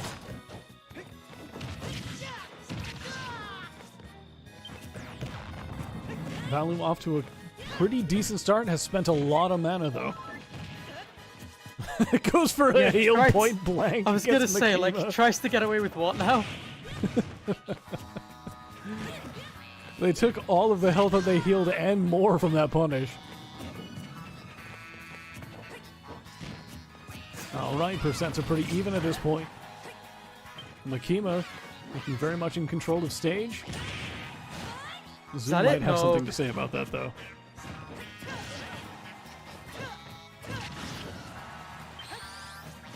Alright. Valu has a chance to put out some spells, goes with Bounce and Accelerate. I'm wondering if Valu is just sort of like autopiloting that bounce. Maybe, but you also see heroes use bounce when there's like no projectiles that could even be used against them at all, because it's just good odds manipulation. I suppose, like, removing it from the menu. Yeah, pretty much. I didn't think of that. That could be it.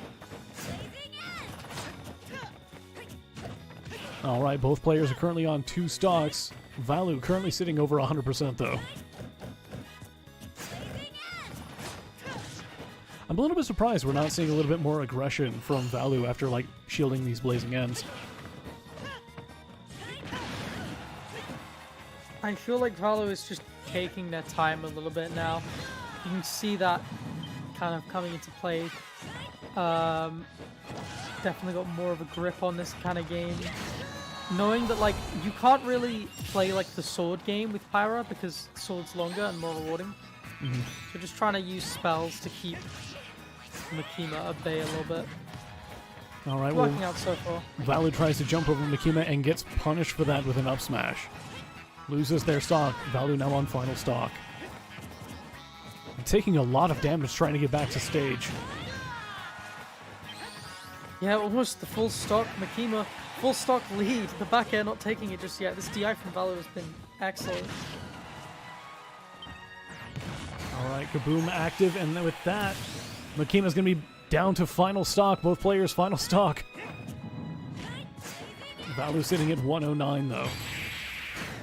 Oh, that's... yeah. Valu hovering over Kamikaze. Valu almost topped decked Kamikaze. Alright. I mean, that would have been a better way to die, in fairness. Probably. Would have been much more exciting. Well, with that, Makima is currently sitting 2-1. Again, for everyone who's watching and is not aware, this is our first best of 5 of the night, so it's not over yet. Not by any means. And we got a while to go. Pyramithra versus Hero. Again, we got Valu versus Makima. Again, we got Town City. Again, we're running it back all the way, straight back into it. And I can kind of see why this stage pick was working out a little bit more for Valu, who definitely wanted to like hard camp a bit more. And that's why. Look at the damage that Makima just does every time Valu tries to play that spacing game. You've got the better frame data. You've got bigger aerials. Is that Psych Up and Oomph? I think it was. I think it was, and that's why the shield shrank to a P. And that's why Makima is running, because you do not want to engage Hero when your shield is that low. Been skittleized. Alright, zooming back to stage.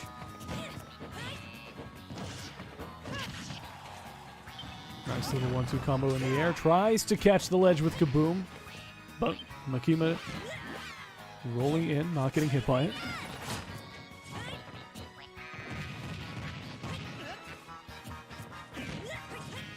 Alright, percent's racking up for both of these players, almost at 100. Acceleratle is active. Valu getting back on stage with that. Yeah, running away, checking the spell list. Makes sense. Zoom in neutral. Okay.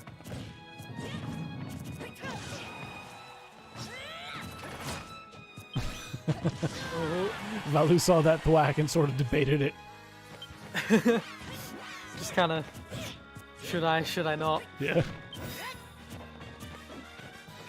Alright, Mana running a little bit low now.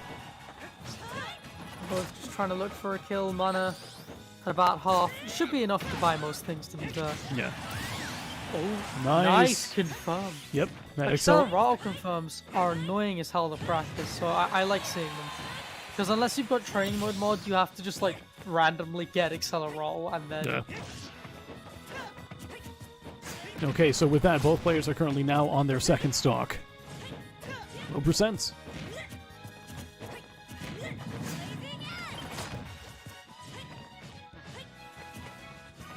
Alright. Makima just trying to catch any dash in, begging Valu to get out the corner, but Valu was just sitting there in spells. It seems like when the platforms go away, Makima's game's plan just sort of like changes a little bit. Just step back and try to bait out an approach. Yeah, because Makima... Oh my god, the That is unfortunate. Yeah, and the luck not going in his favor on the crit either. That sucked. Couldn't even jank his way back into it. So that Valu is going to be on their last stock. Currently trying to get their way back into center stage.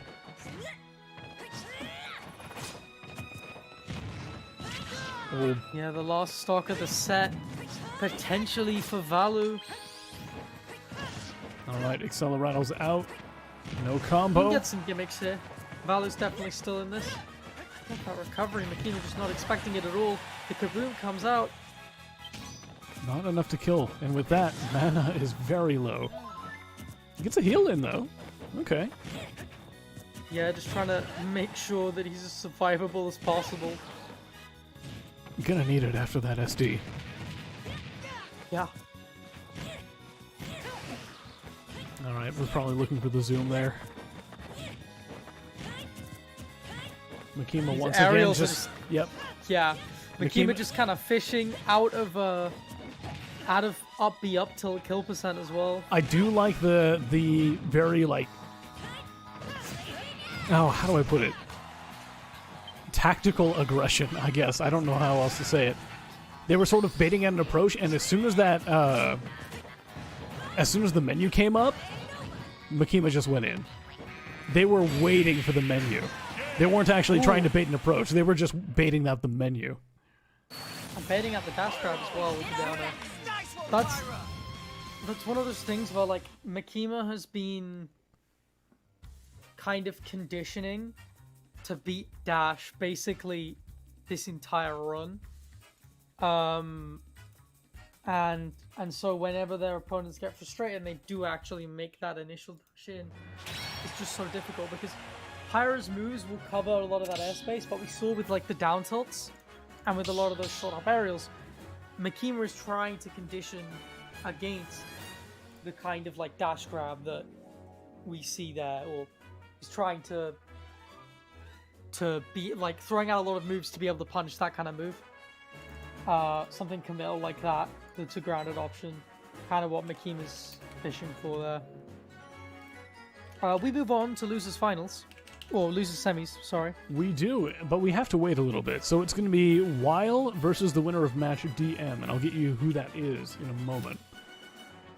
So we have a small break. So everyone, this is a good chance to, do the usual streamer thing of like hydrate, go get yourself some water, and maybe a snack, and we'll see you in a couple minutes. Oh yeah, go look at Scales' losers runs. Oh, hold on. Let me see here. Okay, so Scales gets knocked down, starting with losers round 2, advances via DQ, and then takes out Stasansky, suplex, Lactuous? Lactuous. I don't know who that is. And Sapphire. Oh, wow, they 2-0'd Sapphire. But then they were taken out by Heroes, who is an Isabel player? Interesting. Who's also had... What the... Who has Loses round also 2? had a ridiculous, Loses run. round 2? Taking out What? Wudeo, sorry if I mispronounced this, Akuruvi, Eska, Danger, Kogamajin to fight Scales, which they also 2-0'd, and they are currently fighting Tree, which they are currently up 1-0. That's... Kinda wild. So they could potentially win this bracket going from losers round 2. Yeah. Give me a second. Let me see if I can actually put some of this on screen. Because that would be nice. Danger also had a really decent losers run going as well, winning I think it was four games in losers. Yeah, this has been a little bit crazy, these losers runs that we've been seeing. But what's interesting is the Proma Black Steven man, who normally get really good losers runs, have not done that. Me Gunner also knocked out really early by Filch, who went 1-2. Meme Gunner, sorry. Nexus. Damn. Doperman, that's actually Doperman with the good pun in chat. Tip the Scale says, Heroes went fishing on me. Doperman replies, because you use a water type. Hey. Hey. Got him. Strong pick DQ in losers. Am I crazy? What's up? No, strong pick lost to Goomba, who lost to Osmaniac. Who the hell is that? There's a lot of names in here that I don't recognize. Osmaniac beat Nexus and Goomba. All right. Filch was also And having they are decent a run. Link player. Yeah. That's interesting. There are a lot of players who didn't even have great runs. Nexus didn't. Nexus got upset twice. First by Aura. That's pretty wild, because we've seen Nexus in Winner's Quarters a couple of times. Yeah. Black Renown, of course, DQ'd and loses. You can't sleep on anyone at EUBC. You can't. It is not allowed. You will be proven. You can't sleep on anyone anywhere, to be honest. I've seen people... You will pay for your hubris! The last UK major was, how do I put this? The last UK major, one of, the players that was seeded for, I think top...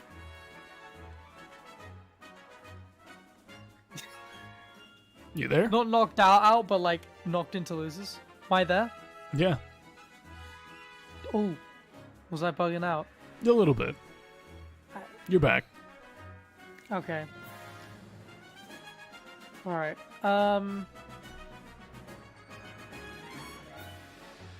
Cool. Have I done that much? No, that was the first time. Alright. No, you're fine. Don't worry about it. Sick.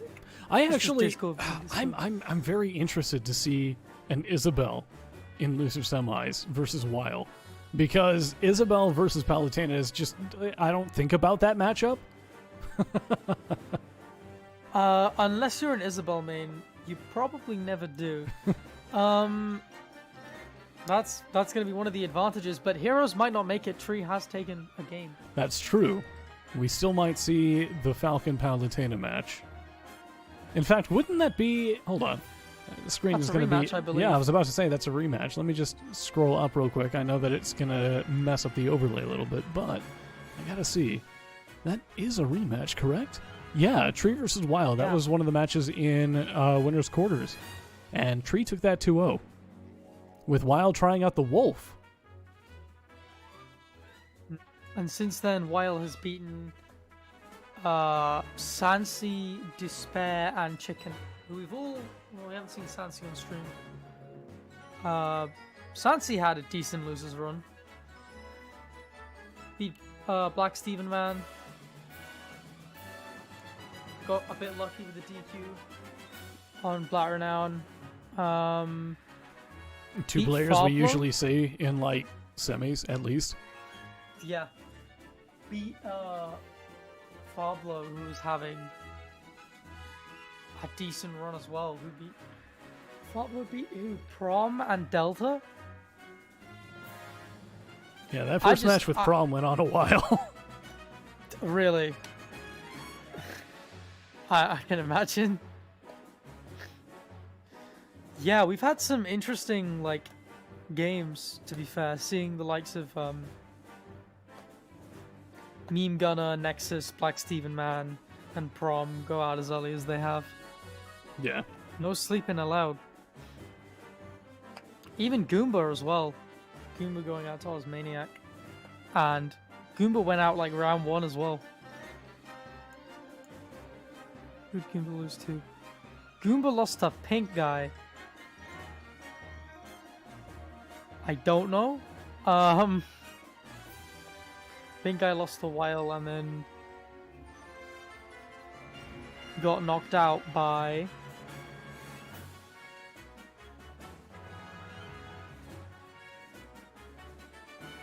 Danger.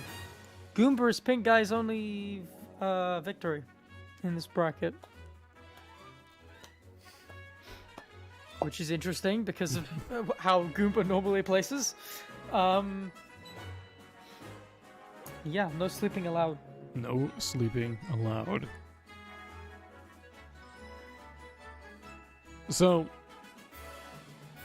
Tree, I don't really know you. And I got nothing against you. But I really want to see Heroes 1. an Isabel. And it looks like I get to see an Isabel. You're gonna regret that when we go to like game 10 grand finals with 10 timeouts. You know what? I think you might be right. I wish for an Isabel because I like Isabel as a character, and then I was just like, oh wait, she's keep away. Oh, oh boy. Keep away. She's a ledge trap character, but like, how different? How different is that from a keep away character?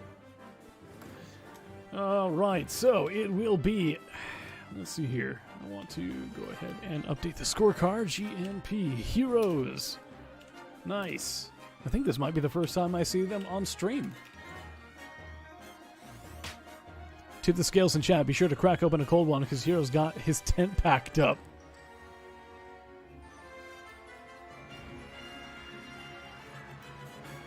Nice. Don't worry, I'll be very sure to crack open a cold one. I have no cold ones to because crack I'm going open. to be waiting. I'm gonna fill up a water bottle. I'm actually just trying to get in better shape, and so I have explicitly avoided cold ones. You're gonna regret that. No! I'm not regretting it at all. You're gonna regret that tonight. Like, generally, that's an amazing thing. But I'm just saying tonight specifically. Look, it's not going to go that long. Okay, that's true, that's true. I'm just joking around. I'm very excited to see Heroes. I like seeing mid-tiers. Cool. Weird mid-tiers are cool. And it's Britain, France, so, like, you know I have to back. Anyway. What? What? Did Britain? You don't know about Britain having a rival with France? No. Like generally? No. Okay, that's a thing. Like in all sporting events. Okay, I'll take your word for it. And also in Smash specifically because of what Darkstalker said about gluttony. And Pally beating gluttony, of course. Oh, gluttony! Yeah, in case you don't know, Darkstalker made unintentionally made a copy pasta about the French being free. And he said the majority of your region wouldn't take a game off me. And then he beat Gluttony's drunk Ganon at a local. Nice. And French people got really mad. Game number 1, though. Here we go. Wild versus Heroes. Alright. You've got disjoints to get rid of that Lloyd, so it's not as that I don't know what that was. I'm not gonna attempt to explain it. Oh, it's just Isabelle things. Fishing rod's analyze great. the replay. Anyway, so the down B rocket isn't going to be as useful as it normally is. I say that as Wild gets hit by it, but because you've got down tilt, you've got back air, you've got all these big disjointed moves that can just kind of hit it. To be honest, you're probably not going to have enough time to actually properly space a down tilt Lloyd rocket. I wouldn't want to go for that. No, because it's not that hard to space. You just have to make sure any part of the sword touches it, and the rest will clank. Ooh! Beautiful catch. Taking the balloons out and saying, hey, I can just hit you now. Very nice. Facing away from stage, I think that's why they didn't get the snap. It's also intentional a little bit, though, I think, because it just puts the balloons more underneath the stage. All right. Good weight with that shield. Wild, very much in control of this match at the moment. Currently 1 stock up. Yeah, trying to get a read on Heroes' DI. You can homing the Lloyd. Did you see that? The neutral B beating out the Lloyd. Did it home onto it? Or was that just the default angle? I think that was just because Isabelle's small. Okay. I'm gonna assume that's why. If you can home onto it, that's kind of dumb. Yeah, no, you're not energy through that. It's too active. And the snowball has arrived, and Heroes has yet to actually get a ledge trap going. Overcommitting there a little bit. Playing when you're down as this kind of character is not really ideal. The cheek to use your invulnerability to literally walk up to your opponent and put a Lloyd at their feet. Ooh, once again. Oh, and again! This seems really consistent, actually. Uh-oh. Yeah. Heroes might actually have a problem here. I think Wild has practiced this matchup. Oh my goodness. That's a 3-stock. That's an extremely easy ledge guard. What I don't know how I've never seen that before. I just don't know how I haven't seen that before. It's off such an active move as well. That was brutal. I think the problem with your Heroes is that Heroes was just a bit too eager to get back into it, and ended up taking the very few ledge trap situations that they got, which should basically result in if not a stock, half a stock, right? At least. And just kind of overcommitting with turnips. And then losing it and getting reversal. I'm looking at the match chat right now. Heroes is caught off guard as much as we are.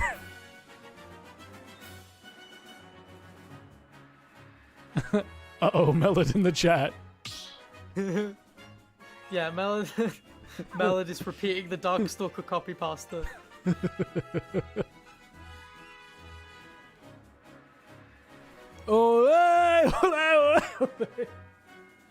Exactly. Up the apples and pears, get away the spoons You do with the spoons down, yeah. Yeah. Oh, that was iconic. I remember watching that live when Darkstalker beat Palutena struck at it. All right, here we The go, thing though. is, he got 3-0'd by a Sober Cannon. Nice. Oh, that's good. Alright. You know what else is good? This match, Game 2 between Weil and Heroes.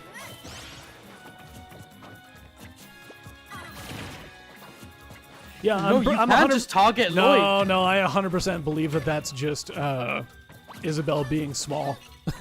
And it just happens to, yeah, hit Lloyd. But you can use homing attack to hit Isabel as they're planting Lloyd. No, And if not it doesn't again. hit Isabel, you're just going to hit Lloyd. Heroes has got to be really careful about playing on that ledge. Yeah. Can you use up B to activate? These down Bs are catching initial dash a lot more now. Heroes being a little bit smarter with this camping, being a little bit more patient. But these projectiles are just going to make it so difficult to get that plant down. Yeah. Okay, Lloyd coming up, missing. Yeah, I feel like had to drift back to not get hit by the Lloyd. I feel that Heroes is a little bit too eager to get that Lloyd out. Like, they're Yeah, just, and they're planting it, like, point blank. Yeah.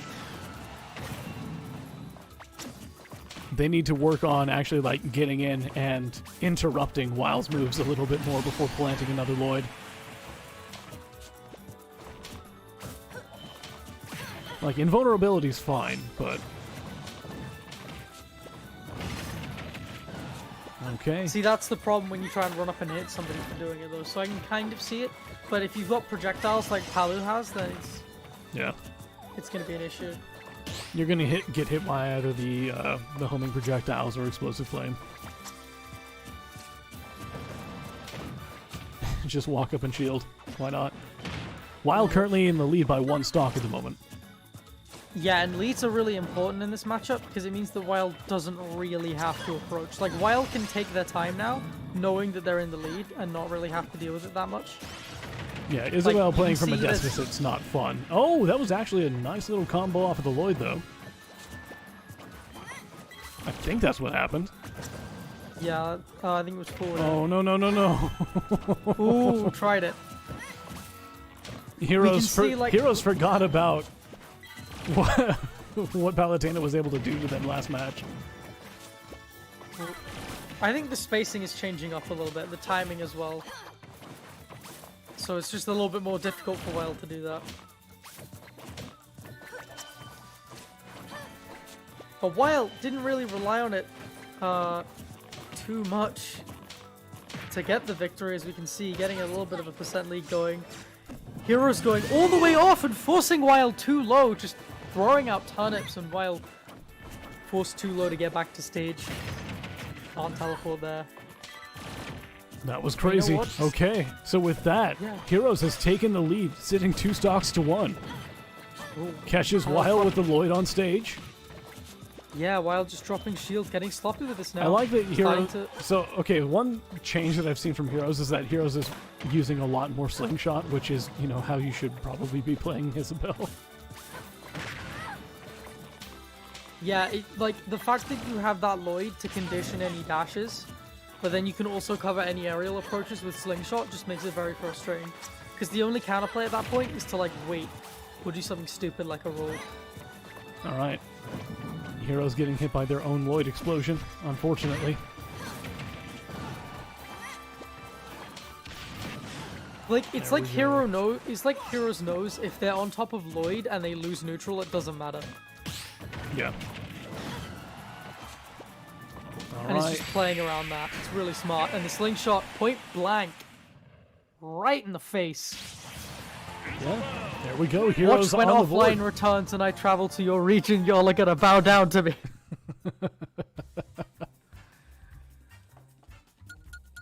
Oh. Well, both players are currently 1-1. See, I like this. I like seeing an Isabel. It's a little different. It is a little different. We're gonna go to game 3. How free are the French? We shall see.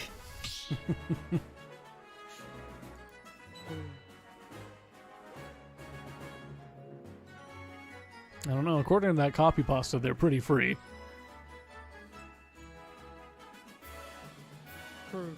If we pay attention to the copy pasta and not results, you know. Actually, no. If we pay attention to the copy pasta and only VCA. Ole! Ole. All right, here we go. Game number 3, Wild versus Heroes, 1-1. Let's do this.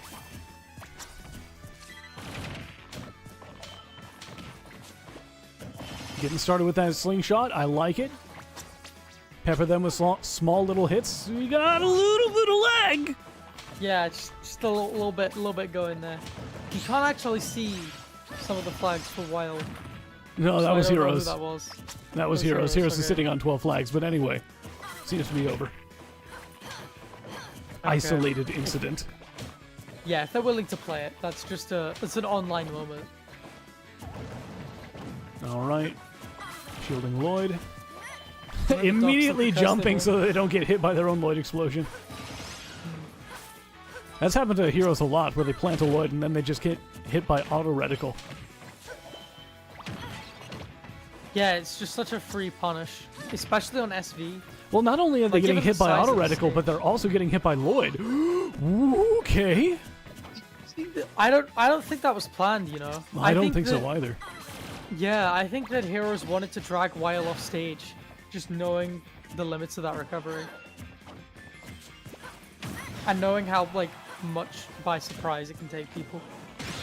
Because Heroes needs a reversal quick has just been... Yeah. Heroes was just shuttled from side to side on the stage, from ledge to ledge. Just unable to escape disadvantage at all. All right, now Heroes has control of the stage for now, though. Can they keep it?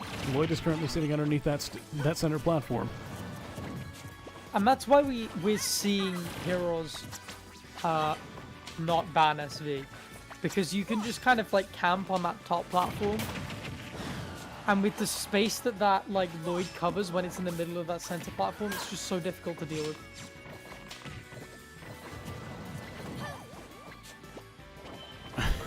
I don't understand these Lloyds at It's- point blank range.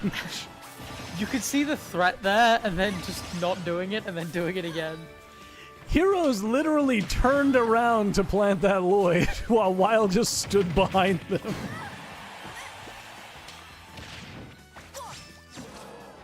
The thing, like, Palu dash attack is invincible, isn't it? I have no idea. I know back air is. I think it is. I think it's intangible, yeah. You can just do that, honestly. Oof. Jumps into Yeah. explosive flame. And I love that explosive flame on the platform there, just using the edge of the platform to make sure that it gets hit. That was some beautiful tech. Why'd you throw them that way? You could have thrown them behind you. You could have thrown Wild behind you and taken the stock. What are you doing? Heroes might be a little nervous, a little spaghetti. That Lloyd should do it. Yeah, it's gonna take that trade. On the board, currently sitting Wild with 2 stocks, Heroes with 1. Can Heroes make this comeback? That is It would be questionable. difficult. Well, It would be yeah, difficult. it would be. Oh, it's just a little bit too far to get that fishing line. Just a monumental task right now. Needs some kind of jank, but hasn't really been able to find it.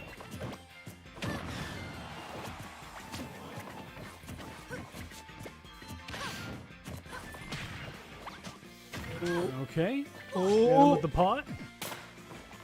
Oh. I was expecting some kind of roll get up.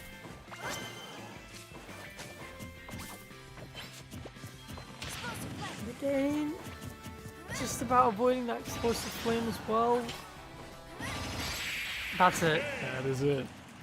So with that, Wild will be taking the set 2-1 and moving on to losers finals. I mean, good show from Heroes, but it's just Yeah, it's, strange decisions, is what I would say. I feel like with my limited knowledge of of Isabelle in general, I would say that matchup kind of booty. it's very easy to punish Lloyd from a distance. So heroes Yeah, needed to spend more time actually taking control before actually setting up Lloyd. But they just went for Lloyd. Yeah, and we didn't even see that matchup like optimized, because again, Palu dash attack being invincible just means every time Lloyd is set up at mid-range, like, you can just do that. Just All take right. stage control. Alright. Our next match... No, go ahead. I was gonna say, our next match is losers finals. Yes. We have Valu. My Valu. bad. My freaking brain exploded, and I read one of the L's as an I, but only one. I should let you do this. Right. Valu versus Weil is next. There you go. We got there eventually. Yeah. For those of you just joining us, welcome to Losers Finals of EU Bootcamp Midweek Drills number 161. This will be our second best of 5 of the night. All matches from this point forward will be best of 5. So, getting straight into it, Hero versus Palutena. I'm excited. Are you excited? I'm excited. I am. Yeah, I'm excited. I think this will be You don't funny. sound excited. This will be. I'm like decently excited. All right, all You right, all right. This will be funny. Moderate level of It's fine. excitement. Moderate level. Yeah, There we it's go. it's a weekly. It's a weekly. It's a weekly and we got Hero on screen. Moderate excitement. Yeah. All right. A little bit of a loot from Palutena. Palu just hanging on the ledge as No, long it's as just- possible. Whoa, living on a prayer. I thought you were going to go somewhere with that, but no, you just said the lyrics. I think there's something about hanging on the edge of there. I don't know. I'm on the edge. Glory. There you go. That you fits. go. That fits. That fits. We're good. Hatchet Man on shield gets parried. You were robbed of a punish. I'm sorry. You deserved a punish that was as strong as a billion suns. What the? When you parry Hatchet Man. You did that odd line in Losers Finals. Just roll. Why? You didn't have to do that, too. That would have been clip worthy had they actually gotten a follow up. Oh man. All right. So, Weil taking the very first stock here, currently sitting 3-2. Was that multiple snoozes in a row? I'm not questioning it. All right. It's just one of those things where I'm like, you got that lock? Okay. We'll see. We'll see if it comes into play later. Psych Up coming into play with Acceleratle. Run up smash. Checking the spells, activating Acceleratle again. Not really engaging, just sort of like getting buffs. Psych Up yet again with Weil at 134%. Next hit might just kill. Up throw will do it. Ooh, yep. We'll get the oomph. Okay. Oomph. Get that oomph. Yep. With the Acceleratle, the rainbow colors coming out.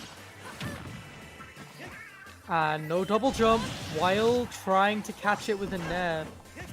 Very lucky that you're at low enough percent for the mistack to not really come into play.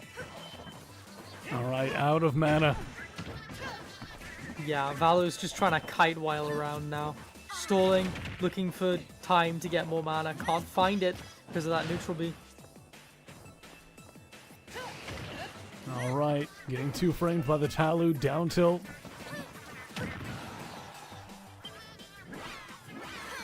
Manages to find a zoom though, getting back on stage. Both players at 2 stocks. Ooh. Not getting 2 framed by the up smash. Valu on stage, currently just like on their menu. Hatchet Man comes out and immediately punished by back air while Oh, who taking tried another that? stock. I don't know.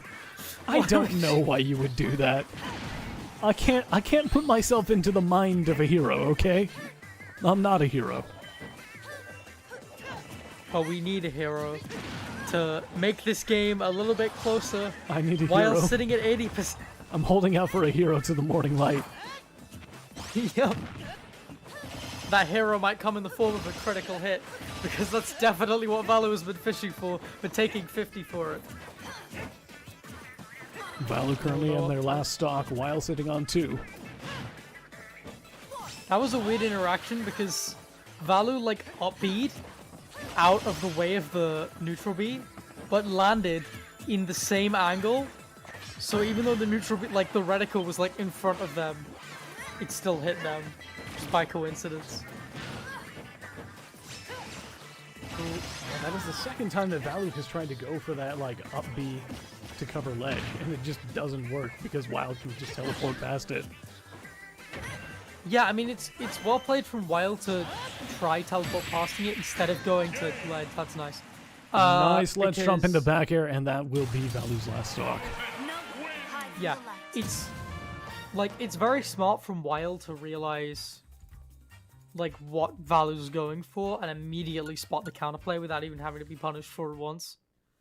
Like if you're Valu, you knowing that you kind of have to condition Wild to snap to ledge more. Don't go for that. Catch any teleport. Like position yourself as if you're gonna do the up B, and then try and catch a teleport to stage, because it is punishable. And then from there, you've conditioned Weil to go to ledge, and you can work with your up B confirm. Okay. All right. Game 2.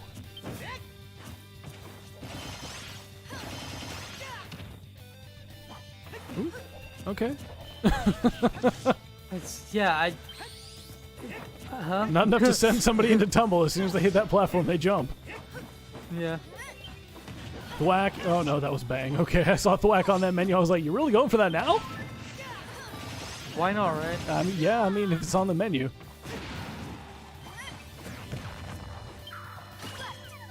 Oh! No! Oh, that's it! Fantastic reflector on the snooze, and with that, Weil is going to be taking a very early first stock. Oh, and immediately gets the Nair as well, just Oh, calling out Nair the train. kamikaze with the floor. Ooh.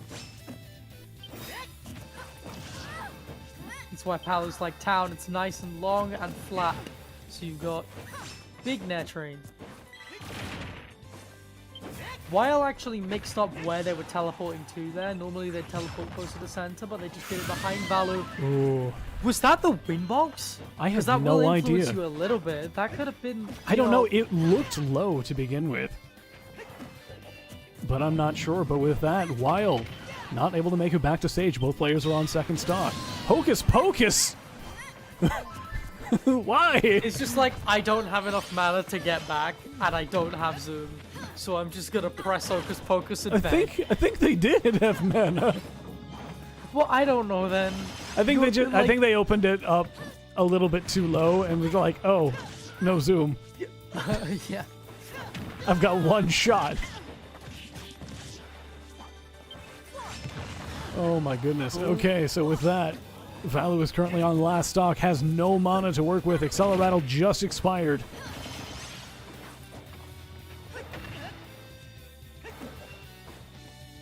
Oh, they might not have enough mana for a recovery if they don't get some back right now.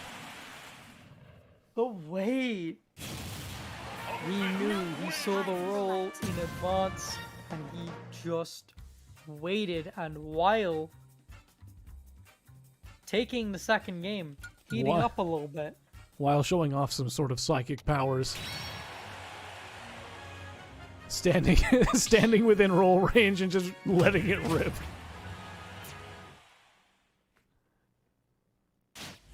All right. Potentially final, potentially final game of the set, game 3. Yeah, Wild potentially Valu's tournament game. And Wild currently sitting 2-0 in the set.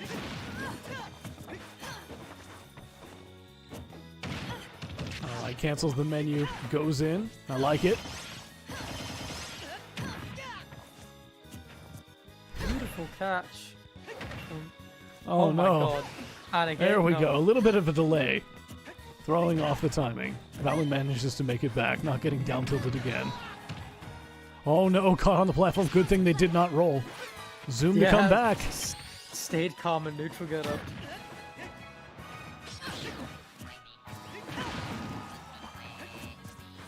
Alright, running low on mana.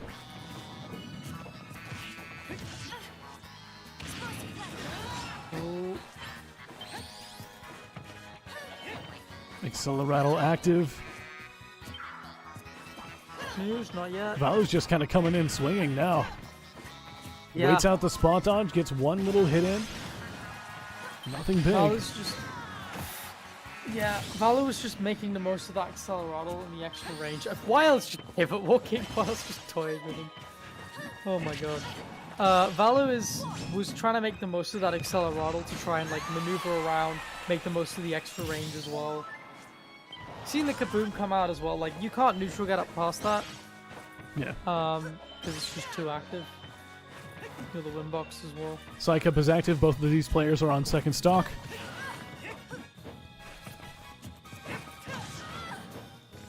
Yeah. What's Valu looking for here?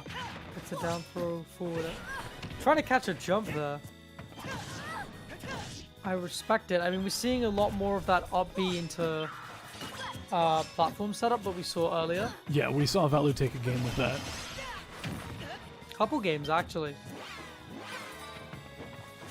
And it really helped decide that set. And Valu just trying to abuse it. I mean, Really Boyle going is for very those willing full to stage. flex news. Really going for that Yeah. full stage news when that hasn't worked out at all yet.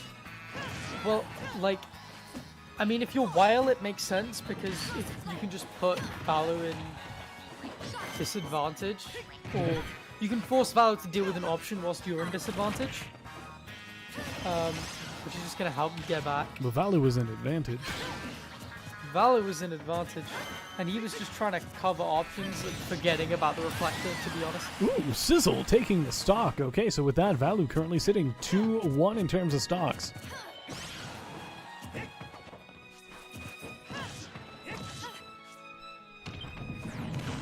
Oh, catches the roll with Kaboom. was- That's nice. Yeah, that was a mile in advance. Kind of out of mana, though.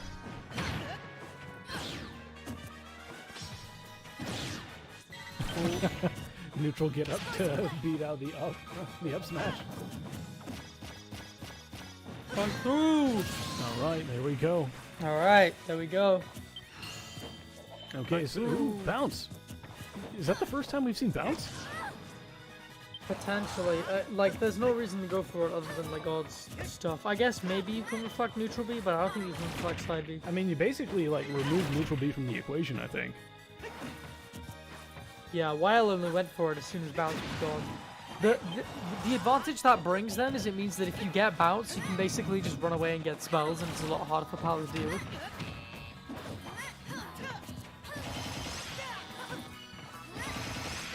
All right, Valu, Weil doing yeah. a pretty good job of evening up the percents. And Weil's doing a good job of like shepherding Valu either off stage or into the corner out of every juggle situation. And just continuing to do it. Again, like even after using Zoom, straight back into disadvantage again. Ooh, But it doesn't matter. Kaboom with the kill, and with that, Valu on the board, 1-2. Yeah, those that up B out of shield came in real clutch early on. Just having a frame 6 option that you can use and get some reward off of. It's just generally really good against aggressive characters.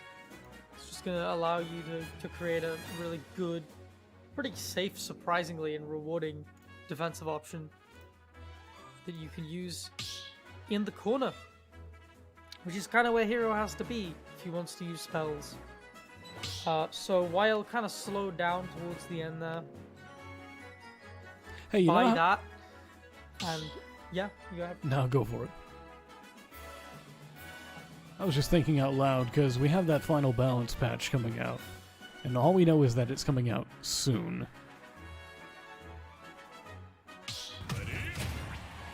Well, we know in Europe it's going to come out at like 3 a.m. Yeah.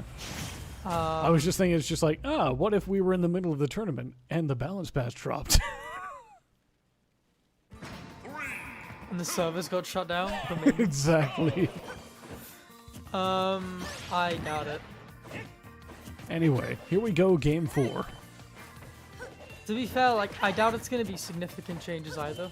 Probably I not. want to talk about the patch because it's up 13.0.1, not 13.1.0. So it's probably going to be like, here's this one bug we found, and here's it being fixed. I don't know, man. I'm still scarred by Smash 4. So when I hear final balance patch, I'm like, They just nervous. give Sora an infinite and leave. Technically, Sora already has one. But That's true. They give Sora an easy infinite and then there you go.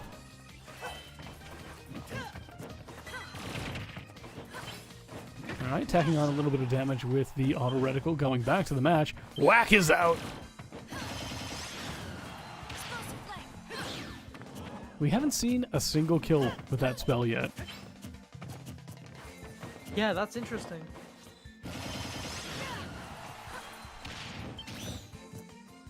Alright, spending a lot of mana on their way back. Valu currently sitting at 134%. Very little mana to work with.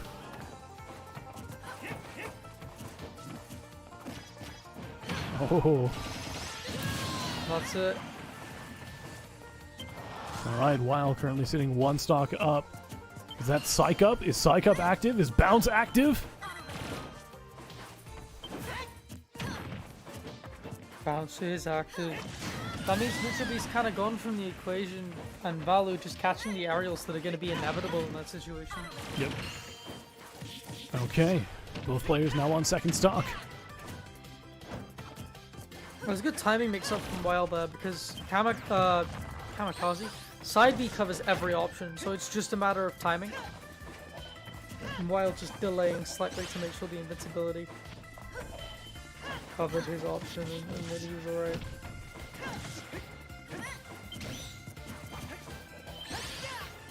Alright, Weil going in. Acceleratle is active. Woo, just charging straight at auto reticle. Has the speed to just grab before it actually comes out.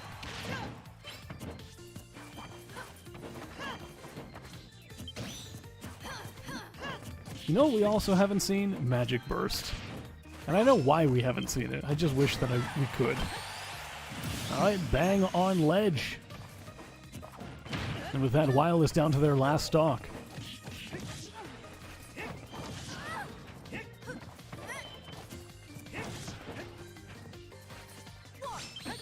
Ooh, that, ooh.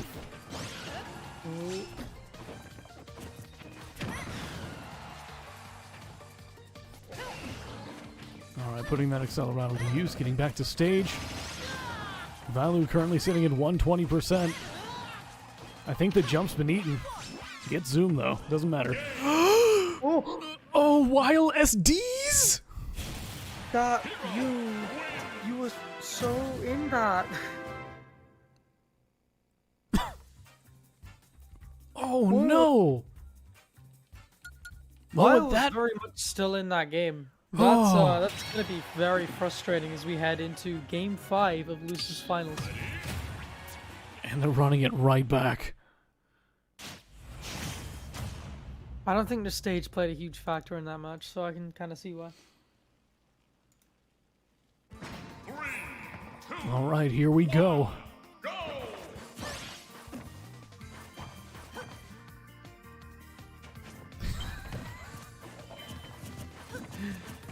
They're both just standing there menacingly. Alright, Bounce is active. Psych Up is active. Not a bad hit. Oh my goodness! That was Oh my god, how low were you? 26%. That was 26%.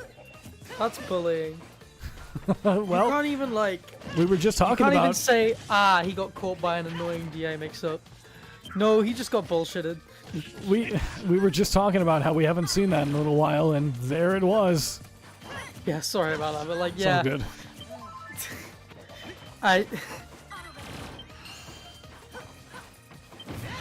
Like, Okay. yeah. Weil Weil is... taking 103 for getting over Weil aggressive is and ego. frustrated. Yeah, that's this is gonna turn the Oh, set. that That was a down beautiful confirm.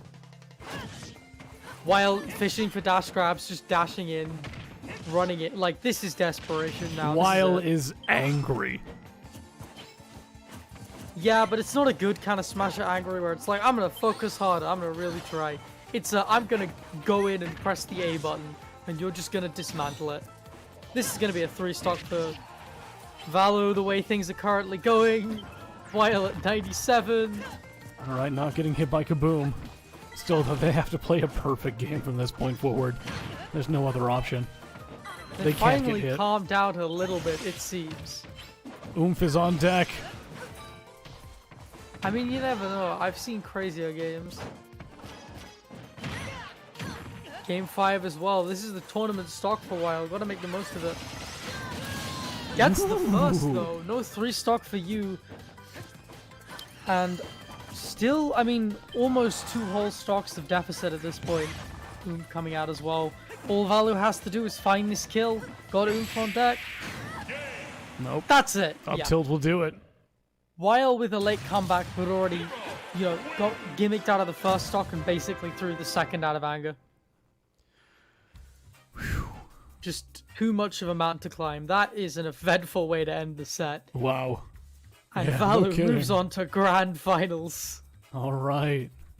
This is going to be a rematch of winners finals as well. So next we have Valu versus Makima. Interesting. Neither of these were seeded for, like, these are both players who nobody really expected to be in this position, who just made very good runs. I mean, they've both kind of been around a little bit. But, like, Makima in particular, Makima's seed was 35. Which, damn. And it actually makes sense because Makima's recent placements is, like, 1-2 at Conquest. And, like, I mean, Makima did alright against, alright in Arrow's tournament. Makima's just straight up on a roll. Yeah, pretty much. But no, like looking at like the recent tournaments before this one is what I'm trying to look at. And Makima's placements have been pretty inconsistent, but you can see like definitely on the upswing right now, and just on a roll entirely. Valu also was predicted like 9th, I think, or 13th it was.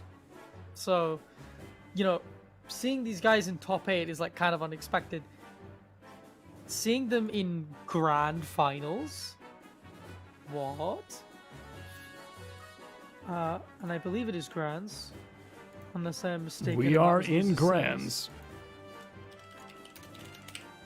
Let me go ahead Yep. and just make a quick correction here. There we go. We're good. We're good. We're good. Very good. We are waiting on Makima.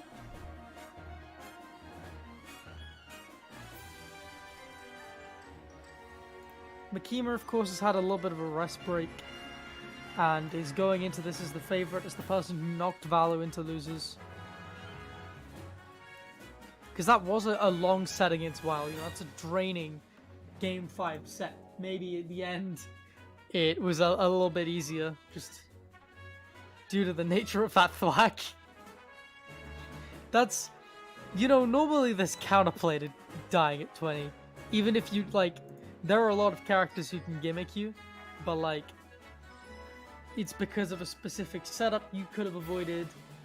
Maybe if you DI'd a certain way, you could get out. You know. Yeah.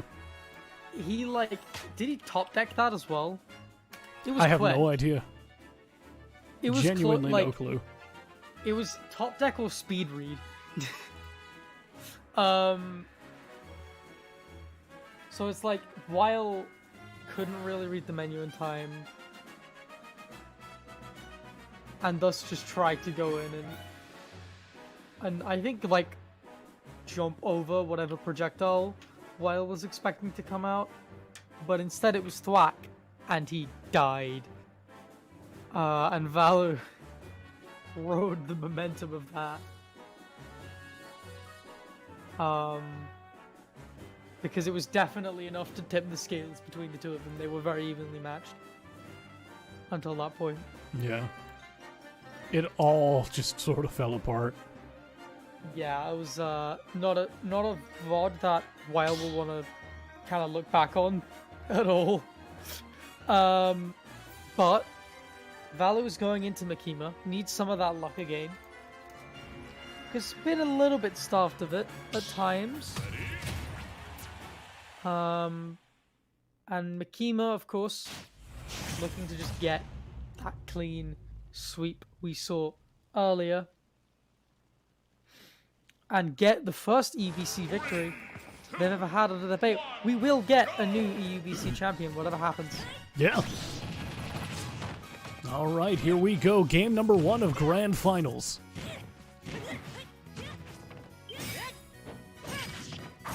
Okay, nice.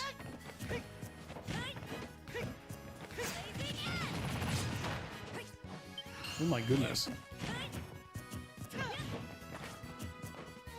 I like how Blazing End just sort of like ate that projectile. It's just like, no, I'm bigger. No, I am big move. You saw Little that a flame lot get with, beat by big flame. We saw that against Despair as well.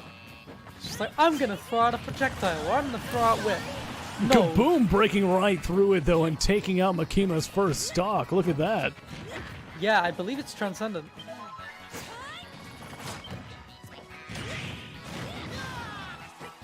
Okay, not gonna take it yet. Smashville's ceiling is about battlefield height.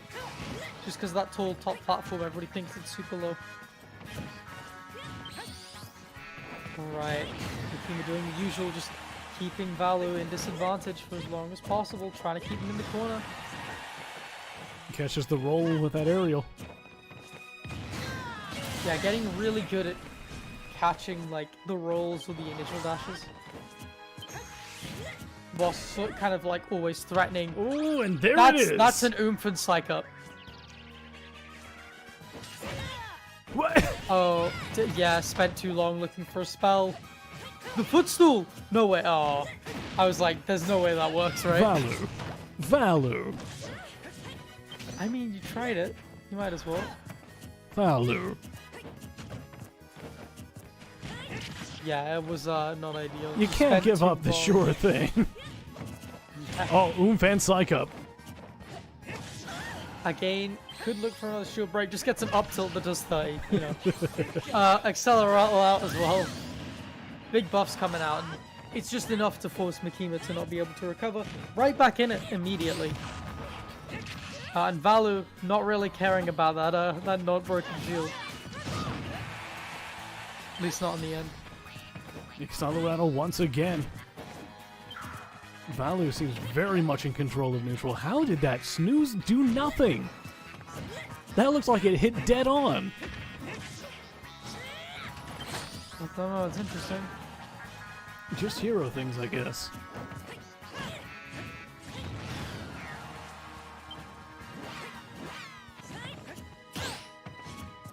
Ooh, nothing off of that parry. Ooh. Another parry. It's just unable to punish it. These, like, the spacing from Makima is so good. It's so difficult to get anything off of parry. There's another one. Ooh. No way. That's it. There we go. Yeah, not mashing quick enough. You can mash out instantly if you get snoozed in the air. So even if you're at 100, it doesn't matter. All right, Valu taking game number 1, and I have a thing to redeem, so give me a sec. I think Taylor! Was that good? I don't know if that was good. Oh, well, we'll see if it's good later. All right, it was good? I like All right. You made it look like the frog said it. Yes, yes, yes, I accidentally revealed my desktop. My name, no, Taylor. I just need an explanation hold for on. why I'm randomly Hold on. laughing in the middle of bracket. Okay. Okay, you go. We'll do the Taylor thing later. You can do it now. We're still in the loading. No, we don't got time. We don't got time. All right. We'll do it later. What if I just said only Taylor? As in, like, the words only Taylor. Go ahead. Anyway, game It's not my 2. request. Game 2.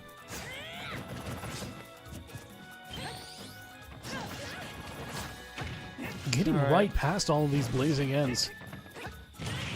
I like it, putting that Acceleratle to use. Should be expiring any moment now. And already a second one. Here we go. Spending a lot of mana on Kaboom, not really getting anything out of it. Very much in control of neutral right now, though. Value's looking very strong. Yeah, but Makima bouncing right back. I'm just trying to keep. I don't know why that was a prominent revolt. What is happening? Why lag? There was only one flag in that entire. Yeah, I'm adjusting no Sable. questions.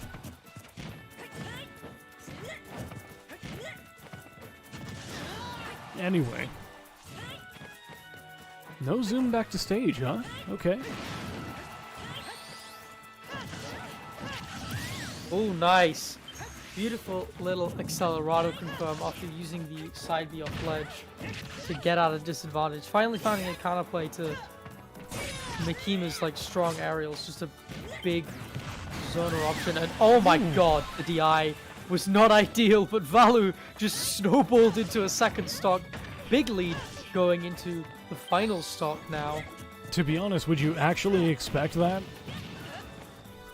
A Kaboom from point blank? No. No. But it's not fast. You can, even online, you can react to it. No way! Okay, that was a 3-stock. Port and Valu. Ooh. Valu very much in control now. Made quick work of Pyra. Turn up the heat. All right. I gotta do the thing now. Taylor. I think that's good enough. That's good enough. I'll get the reverb on for next week. That way we can actually have like the real announcer voice.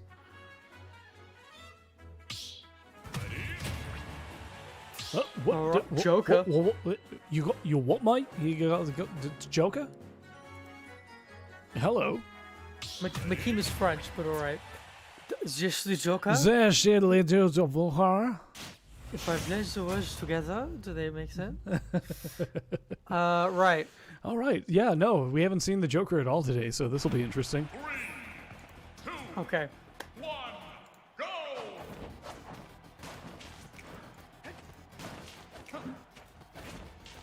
This is gonna be alright. Uh-huh. Oh, yeah. All right, now we got a match. Yeah, Valu just went to the corner to try and get the mobility that he needs to actually compete with Joker. And now that it's been 10 seconds, we're seeing the retreat again. And then Acceleratle again, and it goes in. Yep. I think we They see a just loop. want the Acceleratle. Oh, no. That's it. Yeah, even without a crit, that's it. Yeah. Really strong start from Valu. All right, Valu currently sitting 1 stock up after that snooze into forward smash. It just feels like Valu's so much more patient out of disadvantage. And Makima isn't really prepared for that. Ooh. Nice little drag down. That was nice. Yeah, I like the reset. Yeah, Makima is giving Valu a little bit too much space, I feel. Plenty of time to get that menu up and select a spell. Yeah, especially when you've got guns, you really don't need to do that. Especially because guns don't get reflected. I don't think they get reflected anyway. I would not be able to tell you, man. Firing out a random sizz to try to cover the ledge.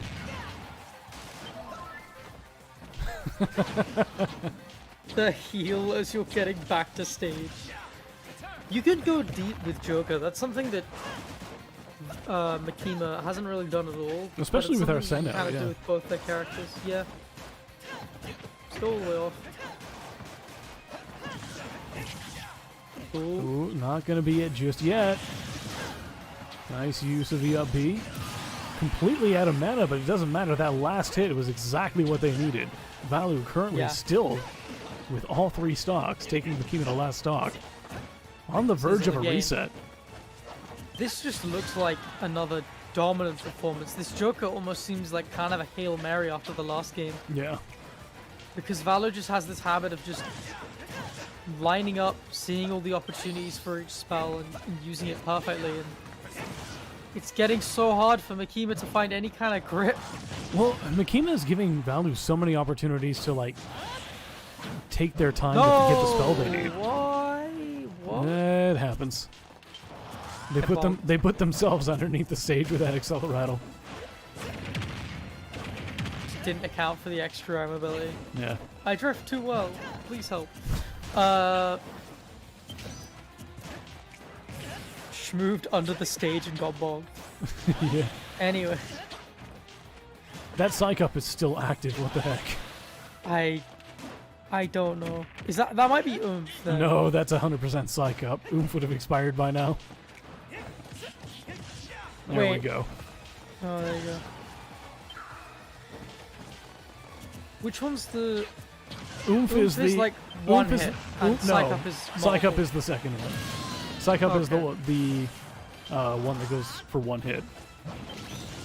Oh, okay, no, then that makes sense. I'm not even sure if that has a timer. Still though, Valu now on last stock. Makima though, currently sitting at 142, That's it, and yeah. they're going to get up tilted.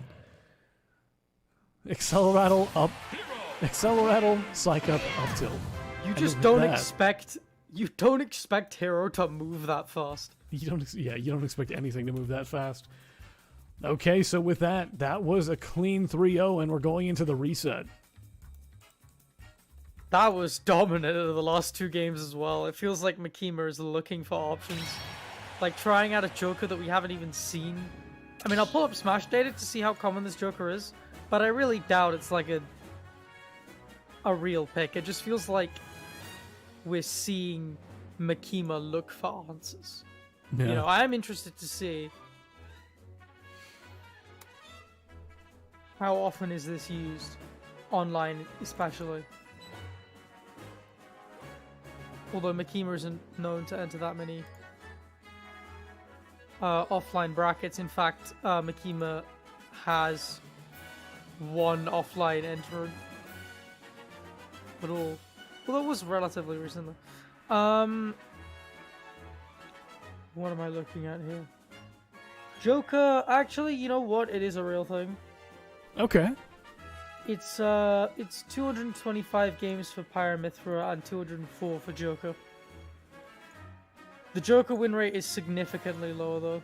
The Pyro win rate is 50% in both sets and games. The Joker win rate is 35 in sets and 38 in games. Okay, so they have not quite a pocket Joker, but it's not something that's new. Yeah, that's actually a fair comment. Like, it's not too great, but it's still like competent, you know. But I'm just not sure if it's up to the standard of an opponent like Valor. Especially because I'm not sure if, like, is Pyra Joker that much of a struggle, really? I don't know, man. I don't know.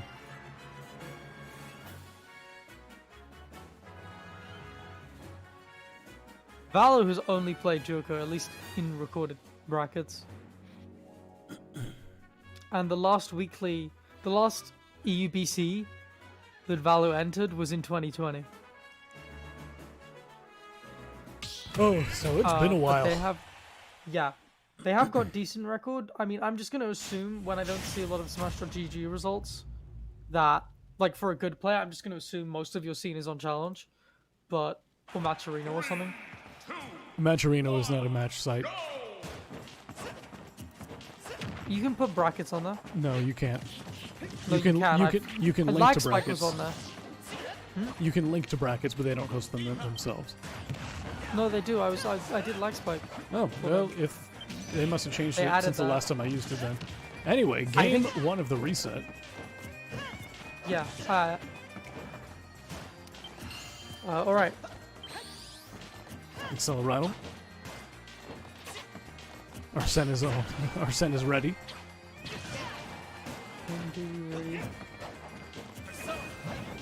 There it is. Yeah, Makima's starting to fish for grabs a little bit more, starting to use that kind of grab dash attack mix up. That 50-50 that's just going to condition Valor to shield a little bit. You can see already Valor just shielding more when Makima just kind of runs anywhere near Valor.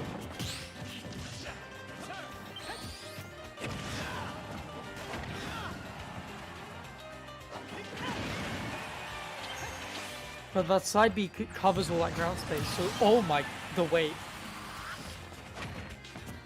The weight on the kaboom, just catching the Rebel's guard, can't hold it for long enough.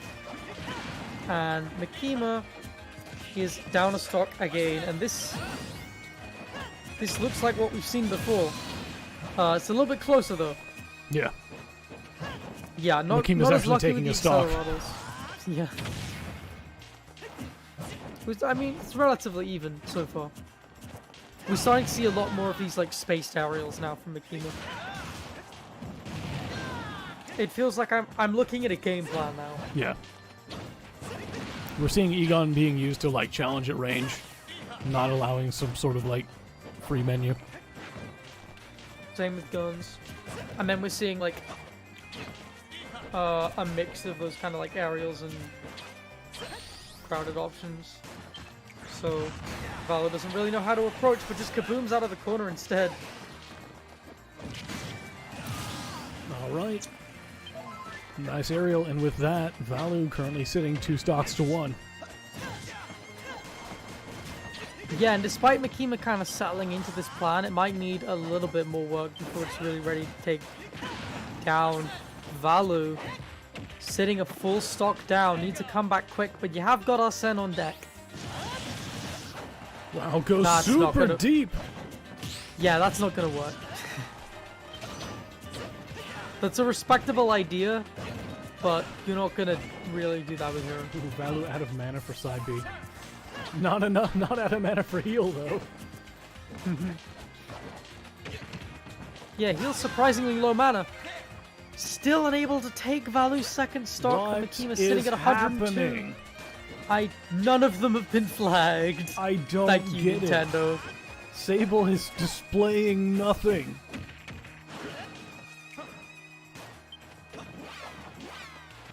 Zoom. Just my runs God, up and just dash run up and attacks. dash Just- attack, okay. I know you're gonna jump. I've seen it in the future, and I'm gonna get a 2 stock, and that's gonna take Valu 2-0 up already in the reset. That's 1-0. This is 1-0, the first sorry. game. The game It's all one. good. That was game 1. That was game 1, and it was damn quick. Yeah, it was. It was. And Valu looking to make as light work of the second set as he did in the first. What do you think really changed between the first set and the second set? Could just be warm up. Wait, are you talking about in grands? Because these guys also fought in winners. Yeah, sorry, I used first set and second set twice in 2 different ways. But I meant, what's the difference that you saw in grands between winners? Because this looks like a very different Valu in terms of performance. It could straight up just be having time to stay warm. Maybe, but like, why would that force Makima off Pyra? I think it's not an issue of forcing Makima off Pyra. I think it's just an issue of like Valu has at this point just been like speed reading all of these menus, and also like Pyra was not able to actually challenge the menu if Valu was able to get like some distance.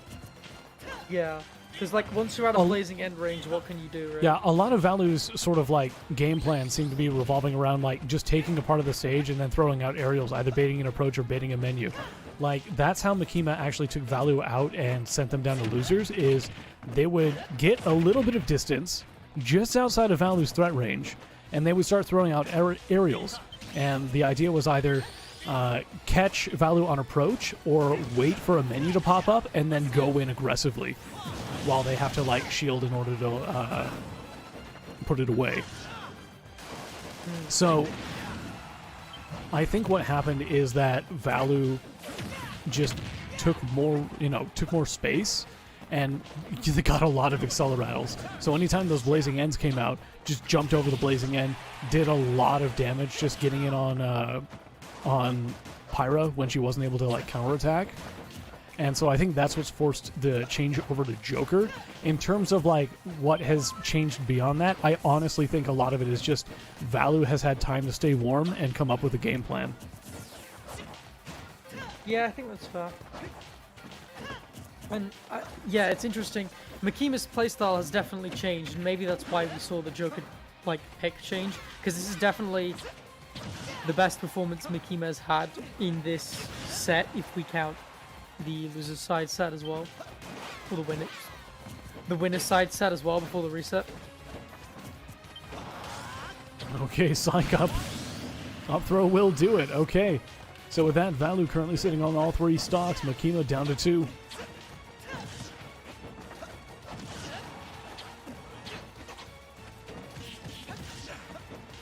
Valu still looking in just total control of this set. Zoom back to stage. Landing right on top of Makima as well. Nice. Good job, reset. Valu again using that up B, going to that side platform. Really desperately trying to catch the Kakashi. Aggressive landing with Acceleratle, spacing out that third attack with jabs. Ooh. Yeah, gonna lose that trade though. And Makima sitting at 132, just about living that sizzle. Kaboom! You're not getting past it. Catches the roll. Full stock lead. Yep. Valu slowed down, but not stopping. And Whack and Heal were on that list. They were like, I don't know. Yeah, again, Makima is giving Valu way too much space to work with here. And now they're going to pay for it with Acceleratle at the ready. Or maybe not. Running into an Egon. maybe. Sending in 101. Alright, they don't have enough mana for another side B.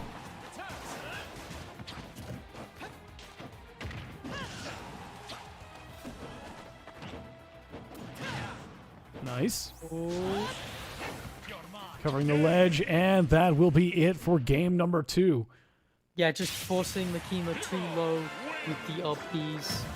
Yeah, Makima unable to recover. We've seen that was move nice. cover so many tethers today. Yeah. It's been very, very effective. And Makima slowing down what seems to be the unstoppable force of Valu, but Valu is just motoring on regardless. We are on the This is verge really- of a 6-0. Yeah, and a fast one. Makima has... This might be a step too far. All right, And so this is the point where you chuck the kitchen sink in. we're sticking with the same everything- characters. We're going to Town and City. Oh, I'm sorry. No, we get Pyra. Okay. Changing back. Pyra. This is the point where you throw the kitchen sink in. Everything you've got goes into this game because this is your tournament game. Do you want to get 6-0'd by Valu? After you sent them down into the loser's bracket. Yeah. It's hard to even imagine Oh that my earlier set. goodness. Oh my god. Okay, not taking the risk as before. Nah. Not getting a crit. But you'll take 30. And you'll take Now to another 50. 20. And, okay. We're just going to keep doing 66. this. Yeah. Until you land the tech. Yeah, Makima, they need to... There we go. They need to actually like stay as much within boxing range as possible, because every single time that they hold back, Valu is just going to open up that menu and get something potentially devastating. Like, that sort of like third stage range, that is where Yeah. Makima wants to be. Yeah, exactly. Just Makima wants the ideal position of keeping Valu in the corner. What Valu's done, one of the big changes Valu's made that has made this so much more difficult for Makima is Valu's disadvantage is a lot better. Valu isn't double jumping out of hit stun as much as they were before, but more importantly, whenever Valu is in the corner using menu, they're always threatening that they're not going to do it. Whenever they're not doing menu, they're threatening that they are going to do it. You can see there's a lot more menu into shield. And what that does is it means that Makima doesn't really know when to like chuck out the blazing end. Because doing that could give Valu a free option out of the corner. Fantastic combo with that crackle slash. Oh my, that's it. That's it. No DI will save you. And Valu sitting at 96% could finish off the 6-0 with a 3-stock. The second 3-stock of this set. Oh, Makima. Not like this. Valu has changed a gear in terms of matchup adaptation and just general adaptation. It feels like Valu's watched their own VODs and done VOD analysis of themselves and looked at all their bad habits and immediately corrected them. Alright, that Psych Up is still active, by the way. Valu, without enough mana for the full upbeat, dies with Psych Up. Not getting 3-stocked. At the very least. Still, though, Valu won. Why does this keep happening? Okay. Like, I can't... there's no They both flags! just kind of run away for the... See, There's no Sable! flags. Sable, do you not see this? Hold on, I've got to adjust Sable more! Adjust Sable more! Adjust down to, like, minus 50! I'm still getting no flags! I have no idea what's happening! I have no information! Thanks, Nintendo. You could have just put a meter in that tells us who's lagging. You could have just done that. It's still happening. You could have just made netcode the no, Dynasty, oh. Man. We were so close. Man. We haven't had to DQ a single person for lag all stream. Man. Makima just says, "Oh, I'm on the wrong connection." Makima was on Wi-Fi.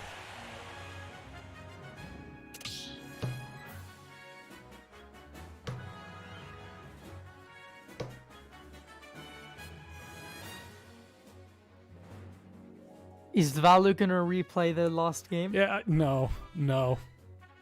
Let's not. Yeah, that you're 3 stocks to 1 in that situation. Makima's at high percent.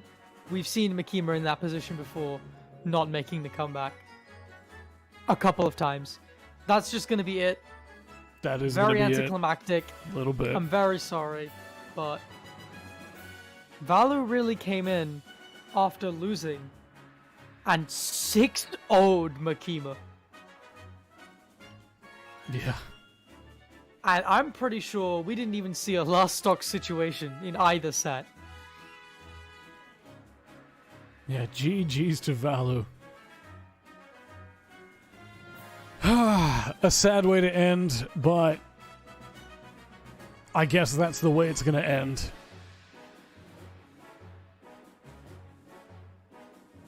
It's the right connection. All right. Yeah. So, Makima wants a rematch. Does Valu want to replay the last game? What's the point? There isn't one, but does Valu want to do it? You played a LAN adapter required tourney on Wi-Fi. No, like Makima should be DQ'd. I'm just asking, does Valu want to? I don't know. Yeah, it I'm doesn't going to count it down. In first place, we have Valu. In second place, Makima. In third place, we have Weil. And in fourth place, we have Heroes. That's actually like 3 names that we haven't had in top 4 before.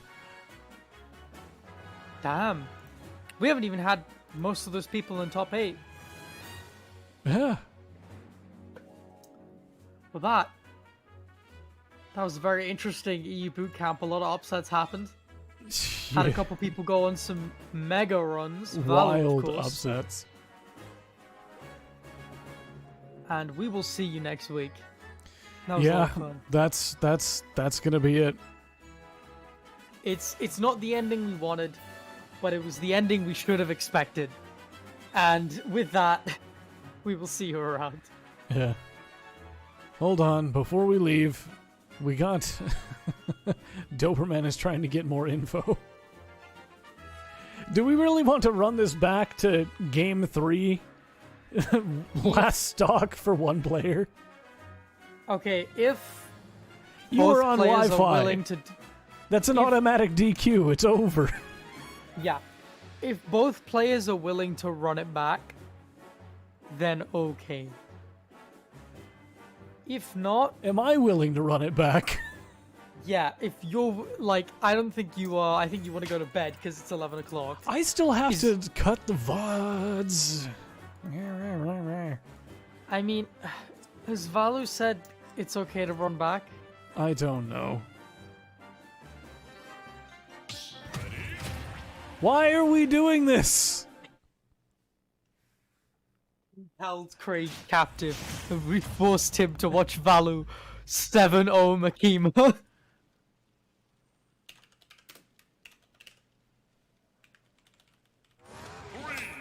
2, 1. Okay, lose the first 2 stocks at least. No? Okay. Just play it then? Okay. Valu going straight in. I'm gonna solo commentate this. Valu going... The mega overfire! It doesn't fit. It doesn't need to. It's overflowing with extensions. And This isn't Makima the is game. already 140% down. No, Why did no. you agree to this? This isn't the game. 152. This is not a game. We're not This doing is not. this. We are not doing this. Could you imagine if Makima tries to get like a reverse 3-0? It's over. Yeah, Makima's just mashing the back of Destiny. I'll have you know, this is Super Smash Bros. Ultimate. You need to go play console, better hardware to run Destiny. And Makima is 3-2 up in this game. Okay. Valu is actually a little bit lost. This is the closest game we've had so far. And it's HD file mix reversed and spec. It's a Kingdom Hearts game. It is a Kingdom Hearts game. Oh my god, Valu! No, Makima's just had 117 flags. No, no, no, no, no. No, no, no, no, no, no. 126. No, no, no, no, no, no, no. No, call it. Call it. No, call it. Call it. Please. Please, listen to me. Stream. Stream, please. Please. Valu. Valu, please. Listen to the words that I'm saying. Your opponent has 148 flags. You've won. Just...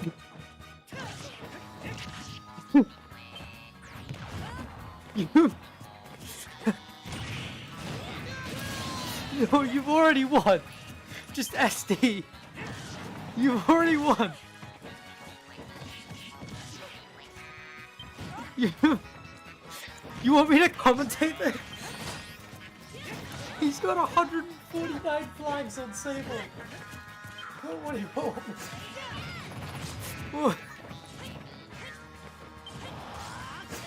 Go play Delta.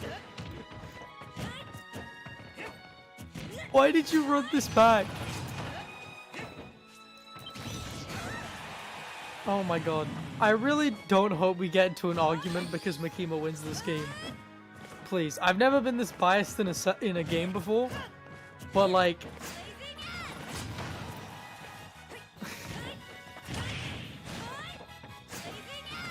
like, just SD is 150. 151. Like... The bracket's over, guys! The bracket's over. Go play Deltarune and Knuckles. Yeah, okay, so if Makima wins this game, just say that Makima got DQ'd from this game because they got 151 flags on Sable Detect. Right. Did and this is a Makima game lag they've already again? No, I replayed. set the Sable sensitivity to like 50 because it just wasn't coming up with anything on the last game.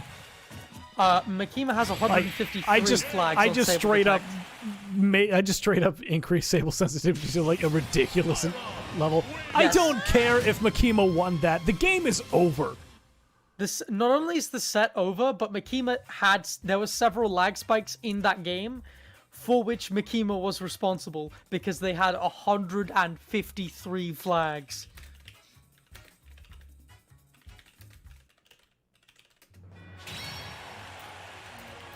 They're not going to run it back again, are they? They're not still playing. Yeah, okay.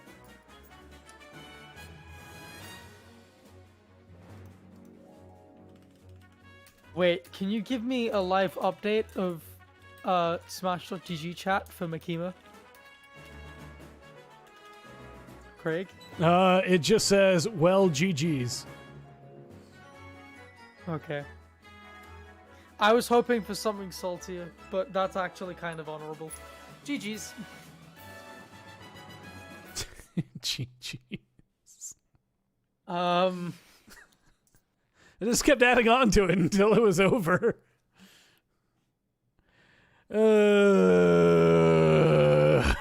All right. GG's, everybody. you're like, I just switched connection. I can play out the rest of the set, and then it lag spikes, and it's you. Well, that's it. We're done. We're done. Thanks for watching, everybody. We'll see you next week. What on earth was that? I don't know. Could we... When you cut the VOD... Do you want me to include the whole thing? Yeah. All right. I will. I'm going to go finish cutting the VOD. The stream will not end right away while I finish doing that. So we'll see Okay. you guys later. We're done.